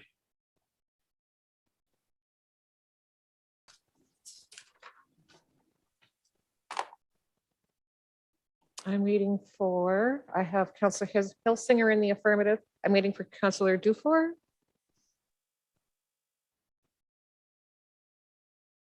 And Councillor Bezo, Allen. And Councillor Hollingsworth. City Clerk, as I mentioned, I'm having troubles with the voting system. So I did put my hand up. In the affirmative, okay. Yeah, thank you. And Councillor Bezo, Allen. They were all in the affirmative. Thank you. Then I have a motion to go into closed session by Councillors Dufour and Scott. Resolved that this council move into closed session to consider 6 items concerning the disposition of land and one item concerning the acquisition of land. Further be it resolved that should the said closed session be adjourned, the council may reconvene in closed session to discuss the same matters without the need for a further authorizing resolution. All in favor? Motion is carried. And a motion by Councillors Bezo, Allen, and Scott that this council now adjourn. Adjourned. All in favor? Everybody, yeah, adjourned. Thank you. Everybody stay safe.